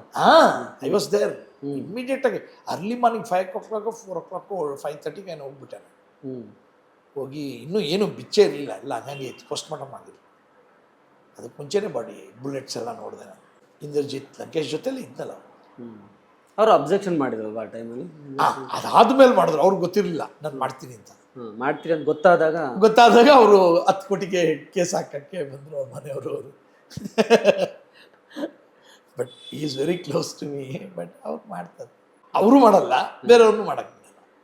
ಅವ್ರು ಮಾಡಿದ್ರೆ ಅದು ಅವ್ರ ಪರ ಮಾಡ್ಕೊಳ್ತಾರೆ. ಓಕೆ. ನಮ್ಮಂಥವ್ರು ಮಾಡಿದಾಗ ಆ್ಯಕ್ಚುಲಿ ನಾವು ಏನಂದರೆ, ನಾನು ಯಾರ ಸೈಡ್ಸು ತೊಗೋಬಾರ್ದು ಅಂತ. ನಾವು ಜರ್ನಲಿಸ್ಟ್ ಥರ ಇರ್ಬೇಕು. ನಾವು ಸೈಡ್ ತೊಗೊಂಡು ನಾನು ಜಡ್ಜ್ಮೆಂಟ್ ಕೊಡ್ಬೇಕು ಅಲ್ಲಿ. ಹಾಂ, ಏನು ನಡೀತೋ ಸತ್ಯನ ಮಾತ್ರ ಹೇಳ್ಬೇಕಷ್ಟೇ. We are not there to take any sides there. We are not going to give any judgement there. ಅವತ್ತು ಅಷ್ಟು ಗಂಟೆಗೆ ಇದು ನಡೀತು ಅಂತ ಮಾತ್ರ ಹೇಳ್ಬೋದು ಅಷ್ಟೇ. ವೀರಪ್ಪಂದು ವೆಬ್ ಸೀರೀಸ್ ಮಾಡ್ತಿದ್ದೀರಿ. ನಿಮಗೆ ನಿಮ್ಮ ಈ AMR ರಮೇಶ್ ಅಂದರೆ 2 ಐಡೆಂಟಿಟಿ, ಒಂದು ಸೈನೈಡು, ಇನ್ನೊಂದು ಅಟ್ಟಹಾಸ. ಅಂದರೆ ವೀರಪ್ಪನ್, ಯಾಕಂದ್ರೆ ನೀವು 2 ಸಬ್ಜೆಕ್ಟ್ ಮೇಲೆ ಅಷ್ಟೊಂದು ಡಿಟೇಲ್ ಆಗಿ ರಿಸರ್ಚ್ ಮಾಡಿರೋದ್ರಿಂದ. ಸೊ ಒಂದ್ ಕಡೆ ಸೈನೈಡ್ ಪ್ರೀಕ್ವೆಲ್ ಮಾಡ್ತಿದ್ದೀರಿ, ಸೈನೈಡ್ ರಿಲೀಸ್ ಆಗ್ತಿದೆ. ಇನ್ನೊಂದ್ ಕಡೆ ವೀರಪ್ಪಂದು ವೆಬ್ ಸೀರೀಸ್ ಮಾಡ್ತೀವಿ. ಯಾಕೆ ಅಂದ್ರೆ ಸಿನಿಮಾಲಿ ನಾನು ಹೇಳಕ್ಕಾಗಿಲ್ಲ ಎಲ್ಲ. ನಾನು ಹೇಳಿದ್ನಲ್ಲ, ಶಂಕರ್ ಬಿದ್ರಿ ಪೋಷನ್ ಹೇಳಿಲ್ಲ. ಯಾಕೆಂದ್ರೆ ಅವಾಗ ನ್ಯಾಷನಲ್ ಹ್ಯೂಮನ್ ರೈಟ್ಸ್ ಕಮಿಷನ್ದು ಕೇಸ್ ನಡೀತು. ಓಕೆ. ಸುಪ್ರೀಂ ಕೋರ್ಟಲ್ಲೆಲ್ಲ ಇತ್ತು. ನಾನು ಈಗ ಅವನ್ನೆಲ್ಲ ಕೇಸ್ ಖುಲಾಸೆ ಆಯ್ತು, ಜಡ್ಜ್ಮೆಂಟ್ ಎಲ್ಲ ಬಂದಾಗ್ತದೆ, ಅವ್ರು ಏನಿಲ್ಲ ಅಂತ ಗೊತ್ತಾಯ್ತು. ಈಗ ಅವ್ರದ್ದು ಮಾಡ್ಬೋದು ಧೈರ್ಯವಾಗಿ. ಇಟ್ಸ್ ಅನ್ ಓಪನ್ ಪಬ್ಲಿಕ್ ಡೊಮೇನಲ್ಲಿದೆ. Okay okay, I can do. Okay, ಏನೇನು ಹೇಳ್ತಿದ್ದೀರಿ ಅಂದರೆ ಯಾವ ಅಂಶಗಳನ್ನು ಇದರಲ್ಲಿ? ಈಗ ಮೇನ್ ಪಾರ್ಟ್ ಏನು ಎಕ್ಸಾಕ್ಟಾಗಿ ಆಗಿದೆ, ಇವ್ರು ಹೋದಾಗ 180 ಚಿಲ್ಲರೆ ಜನ ಇರ್ತಾರೆ ಅವ್ನ ಜೊತೆ. ಆರ್ಮಿ ಥರ ಇರುತ್ತೆ ವೀರಪ್ಪನ್ ಗ್ಯಾಂಗ್.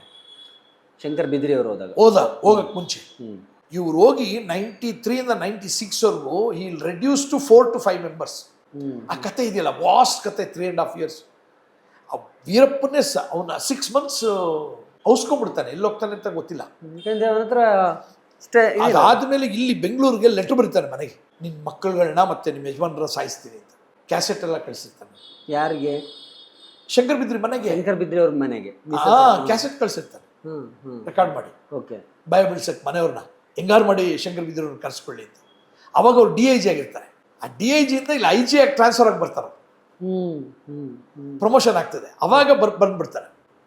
ಅದಾದ್ಮೇಲೆ ಅವ್ನು ಮತ್ತೆ ಆಚೆ ಬಂದು ಅಣ್ಣವ್ರ ಕಿಡ್ನಾಪ್ ಮಾಡಿದ್ರು 2000. 96 ಮಿಡಲ್ 97 ಹತ್ತತ್ರ ಇವ್ರು ಆಚೆ ಬಂದಮೇಲೆ ಸ್ಲೋಲಿ ಆಗಿ ಈ ಗ್ಯಾಂಗ್ ಎಲ್ಲ ಎಂಟ್ರಿ ಆದ್ಮೇಲೆ ಅವ್ನು ಮತ್ತೆ ಬೆಳ್ಕೊಂಡು ಅಣ್ಣವ್ರನ್ನ ಕಿಡ್ನಾಪ್ ಮಾಡಿದ್ರು. ಅವನ ಹತ್ರ ಏನೂ ಇರಲ್ಲ, ಏನು ಎಲ್ಲ ಬೂಸ್ಟ್ ಆಗ್ಬಿಟ್ಟಿರ್ತಾನೆ. ಅದಾದ್ಮೇಲೆ ಈ ಗ್ಯಾಂಗ್ ಎಲ್ಲ ಹೋದ್ಮೇಲೆ ಕಂದವೇಲು ಯಾರ್ಯಾರು ಪೊಲೀಸ್ ಇನ್ಫಾರ್ಮರ್ಸ್ ಇರ್ತಾರೋ ಅವ್ರನ್ನೆಲ್ಲ ಮರ್ಡರ್ ಮಾಡ್ಕೊಂಡು ಬರ್ತಾರೆ. ಯಾರು? ವೀರಪ್ಪನ್. 97ಗೆ ಕಂದವೇಲು ಸಾಯಿಸ್ತಾರೆ. ಆ ಕೇಸಲ್ಲೇ ನಕೀರನ್ ಗೋಪಾಲ್ ಲಾಕ್ ಆಗ್ಬಿಟ್ಟಿರ್ತಾರೆ. ಮರ್ಡರ್ ಕೇಸ್ ಅವನ ಮೇಲೆ ನಮ್ಮವ್ರು ಹಾಕಿರ್ತಾರೆ, ಅವರು ಹಾಕಿರ್ತಾರೆ. Is A murder case accused ಆಗಿರ್ತಾರೆ. ಅವನು ಬರಬೇಕಾದ್ರೆ ಅದನ್ನು ತೆಗೆಸ್ಕೊಂಡು ಬರೋದು ಬ್ಯೂಟಿ. ಅವನು ಕಿಲಾಡಿ. ಅವನು ಇದರಲ್ಲಿ ತುಂಬ ಕಿಲಾಡಿ ಅಂದರೆ ನಕೀರನ್ ಗೋಪಾಲ್. ತುಂಬ ಬೇಯಿಸ್ಕೊಂಡಿದ್ದು ಅವರೇ. ದುಡ್ಡು, ಹೆಸರು, ಮ್ಯಾಟ್ರ್. ತುಂಬ ಲಾಭಕರವಾಗಿ ಯಾರ ಇದ್ದಾರೆ ಅಂದರೆ ಅದು ನಕೀರನ್ ಗೋಪಾಲ್. ಲಾಭ ಪಡೆದವರು ವೀರಪ್ಪನ್ ಗ್ಯಾಂಗಲ್ಲಿ ಅವರೇ. ಮಿಕ್ದವರೆಲ್ಲ ಸಫರರ್ಸ್ ಅಲ್ವಾ? ಎಲ್ಲ ಹೋರಾಟ ಮಾಡಿರೋರು ಅವರೇ ಇದರಲ್ಲಿ. ಬಟ್ ಅವ್ರು ಹೇಳ್ತಾರೆ ಇಷ್ಟು ಚೆನ್ನಾಗಿ ಹೊಟ್ಟೋಗ್ತಾರೆ. ಆ್ಯಕ್ಚುಲಿ ನಾವು ಇನ್ನೊಂದಿದೆ, ನಾವು ಶಿವಸುಬ್ರಹ್ಮಣ್ಯಂ ಆಗಲಿ ನಕೀರನ್ ಗೋಪಾಲ್ ಅವರೆಲ್ಲ ಈಸಿಯಾಗಿ ಅಕ್ಸಸ್ ಸಿಗ್ತಿತ್ತು, ಹೋಗ್ತಿದ್ರು ಅಂತಾರೆ. ಅವ್ರು 7 ಸಲ ಹೋಗಿರೋದೇನೋ ನಿಜ, ಆದರೆ 70 ಸಲ ಅವ್ರಿಗೂ ಫೇಲ್ಯೂರ್ ಆಗಿದೆ. ವೀರಪ್ಪನು ಹೇಳ್ತಾನೆ, ನೀನು ಇಂಥ ಜಾಗಕ್ಕೆ ಬಾ, ನಾನು ಕರ್ಸ್ಕೊಳ್ತೀನಿ ಅಂತ. ಅಂಥ ಜಾಗಕ್ಕೆ ಹೋಗಿ ಕಾಯ್ತಾರೆ 7 ದಿನ 6 ದಿನ ಎಲ್ಲ ಚೆಕ್ ಮಾಡಬೇಕು. ಚೆಕ್ ಮಾಡ್ತಾನೇ ಇರ್ತಾರೆ. ಯಾರಿಲ್ಲ ಅಂದಾಗ ಒಳಗಡೆ ಕರ್ಸ್ಕೊಳ್ತಾರೆ, ಇಲ್ಲ ಅಂದ್ರೆ ಹಂಗೆ ಬಿಟ್ಬಿಡ್ತಾರೆ. ಈ ಥರ ಒಂದು 70 ಫೇಲ್ಯೂರ್ಸ್ ಆಗಿದೆ ಅಂತ ಹೇಳ್ತಾರೆ. Because I know everybody. ಅದು ನಿಜ, ಸತ್ಯ. ಅದು ವೀರಪ್ಪನ್ಗೆ ಇಷ್ಟ ಇದ್ದರೆ ಮಾತ್ರ ಅವನ್ನ ನಾವು ನೋಡೋಕ್ಕಾಗತ್ತೆ. ನಮ್ಗೆ ಇಷ್ಟ ಇದೆ ಅಂತ ವೀರಪ್ಪನ್ ನೋಡೋಕ್ಕಾಗಲ್ಲ.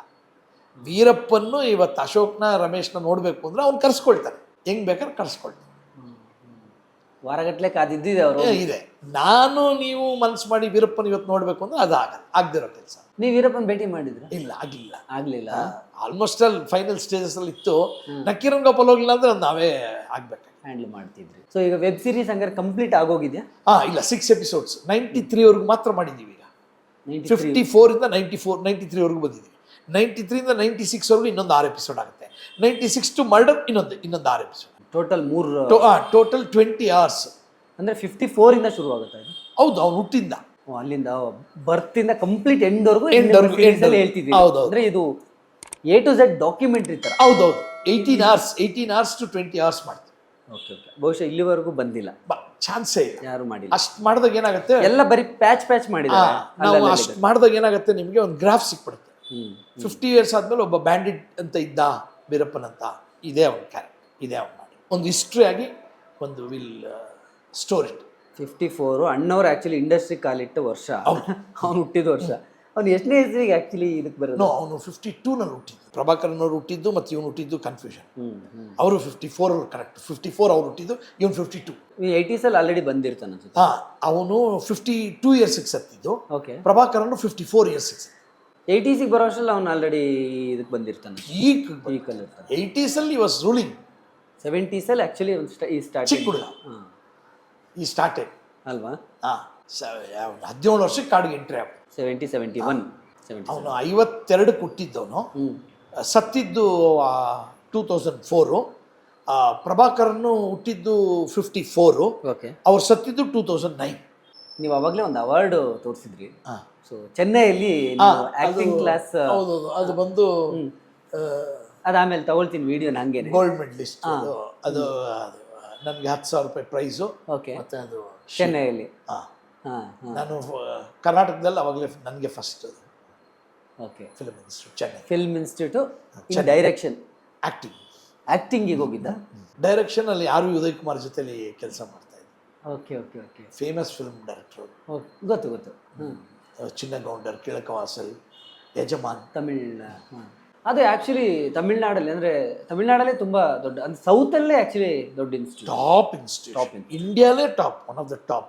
ಆ್ಯಕ್ಚುಲಿ ಒಂದು FTII film and television institute of Pune, FTII India, ಅದು ಪೂನಲ್ಲಿದೆ. ಇನ್ನೊಂದು FTIT film and television institute of Tamil Nadu, ಅದು ಇಲ್ಲಿ. ಅಲ್ಲಿ ನೀವು ಕ್ಲಾಸ್ ಮಾಡಿದ್ದು. ಕೆಲವರು ಕನ್ನಡದವರು ಕೂಡ ಅಲ್ಲಿ ಇದ್ರು ಅಂತ ಮಾಡಿದ್ರು ಕ್ಲಾಸ್ ಅಂತ ಕೇಳ್ಪಟ್ಟೆ. ನಮ್ಮ ಇನ್ಸ್ಟಿಟ್ಯೂಟ್ ಸೀನಿಯರ್ಸ್ ಯಾರು ಅಂದರೆ ಶಿವಣ್ಣ ಮತ್ತೆ ಕುಮಾರ್ ಮಂಗರಪ್ಪ. ನನ್ನ ಜೂನಿಯರ್ ದರ್ಶನ್ ಜೂನಿಯರ್ ವಿಜಯ ರಾಘವೇಂದ್ರ, ಅದೇ ಲಾಸ್ಟ್ ಬ್ಯಾಚ್. ಸೇಮ್ ಇನ್ಸ್ಟಿಟ್ಯೂಟಲ್ಲಿ. ನಮ್ಮ ಫಿಲ್ಮ್ ಇನ್ಸ್ಟಿಟ್ಯೂಟ್ ಚೆನ್ನೈ. ಹೌದಾ? ಶಿವಣ್ಣನ್ ಗೊತ್ತಿತ್ತು ನನಗೆ. ಶಿವಣ್ಣ ಮತ್ತೆ ಕುಮಾರ್ ಬಂಗಾರಪ್ಪ ಒಂದೇ ಬ್ಯಾಚ್ ಅವರು. ಹೌದಾ?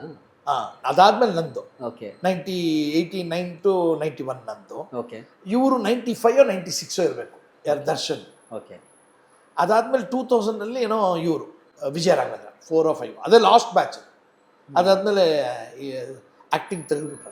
ಓಕೆ. ಸೊ ನಿಮ್ಮದು ಸುದೀರ್ಘ ಸಿನಿಮಾ ನಂಟು, ಸಿನಿಮಾ ಜರ್ನಿ, ನಿರ್ದೇಶಕರಾಗಿ ಒಳ್ಳೊಳ್ಳೆ ಸಿನಿಮಾಗಳನ್ನ ಮಾಡಿದ್ರಿ. ಸೋಲು ಗೆಲುವು ಪಕ್ಕ ಕೆಡೋಣ, ಬಟ್ ಒಂದು ಸಿನಿಮಾನ ಪ್ರೀತಿಸೋದು, ಅದಕ್ಕಾಗಿ ಎಲ್ಲವನ್ನೂ ಕೊಡೋದಿದೆಯಲ್ಲ, ಅದು ಎಲ್ಲರ ಕೈಲೂ ಆಗಲ್ಲ.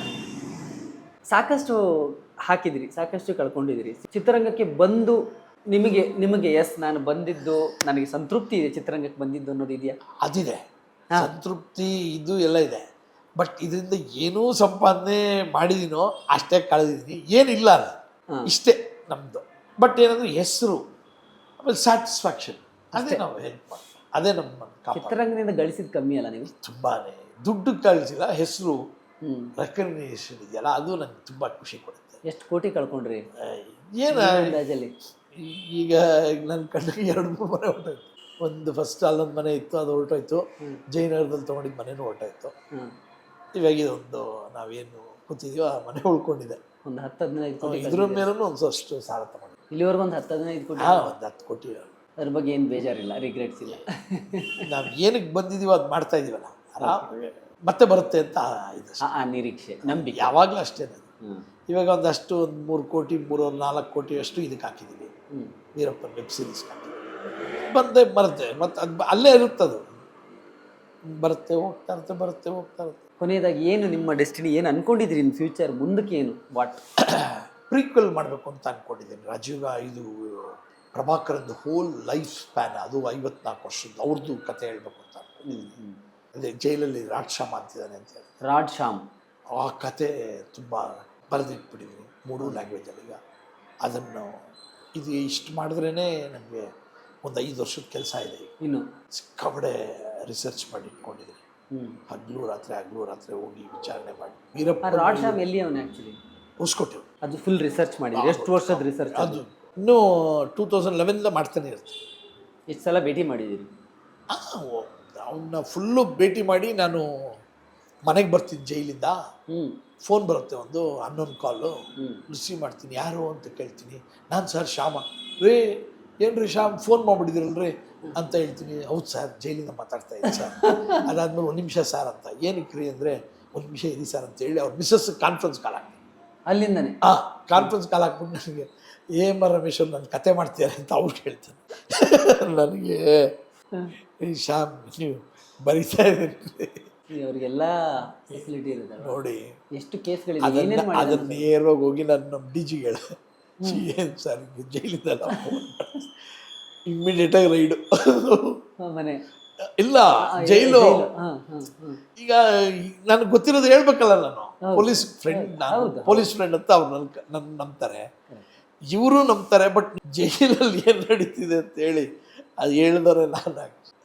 ಅದು ಆಮೇಲೆ ಜೈಲೆಲ್ಲ ರೈಡ್ ಆಗಿ ಒಂದಷ್ಟೆಲ್ಲ ಫೋನ್ಸ್ಗಳೆಲ್ಲ ಸೀಸ್ ಮಾಡಿ ಅದೊಂದು ದೊಡ್ಡ ಕಥೆಗಳು. ಎಷ್ಟು ಕೇಸ್ಗಳಿದೆ ಅಂದಮೇಲೆ? ಎಷ್ಟು ಕೇಸ್ ಇದೆ? ಏನೇನು? ವೀರಪ್ಪನ ಹೆಂಡತಿ ಮುತ್ತುಲಕ್ಷ್ಮಿ ಮತ್ತೆ ನಕ್ಕೀರನ್ ಗೋಪಾಲ್ ಕೇಸ್ ಆಗ್ತಾನೆ ಇರ್ತಾರೆ. ಈಗ ವೆಬ್ ಸೀರೀಸ್ಗೆ ಹಾಕಿದ್ರು, ಈ ಎರಡೂ ಗೆದ್ದಾಯ್ತು. Fine sir, thank you. ಮಾತಾಡ್ತಾ ಹೋದ್ರೆ ಇನ್ನೂ ಬಹಳ ಇದೆ. ಹೌದು, ಸಿಗೋಣ ಮತ್ತೆ ಆರಾಮಾಗಿ. ಡೈಲಿ ಮಾಧ್ಯಮ ಒಂದು ಒಳ್ಳೆ ಪ್ಲ್ಯಾಟ್ಫಾರ್ಮ್ ಅಂತ ಹೇಳೋಕ್ಕೆ ಇಷ್ಟಪಡ್ತೀನಿ. ದಯವಿಟ್ಟು ಎಲ್ಲರೂ ನೋಡಿ, ಸಬ್ಸ್ಕ್ರೈಬರ್ಸ್ ಆಗಿ. ಆಮೇಲೆ ಕನ್ನಡ ಚಾನಲ್ಗಳನ್ನ ಈ ಥರ ಯೂಟ್ಯೂಬ್ ಚಾನಲ್ಗಳನ್ನ ಎನ್ಕರೇಜ್ ಮಾಡಿ ಅಂತ ಹೇಳ್ಕೊಳಕ್ಕೆ ಆಸೆ ಪಡ್ತೀನಿ. ಡೈಲಿ ಮಾಧ್ಯಮ.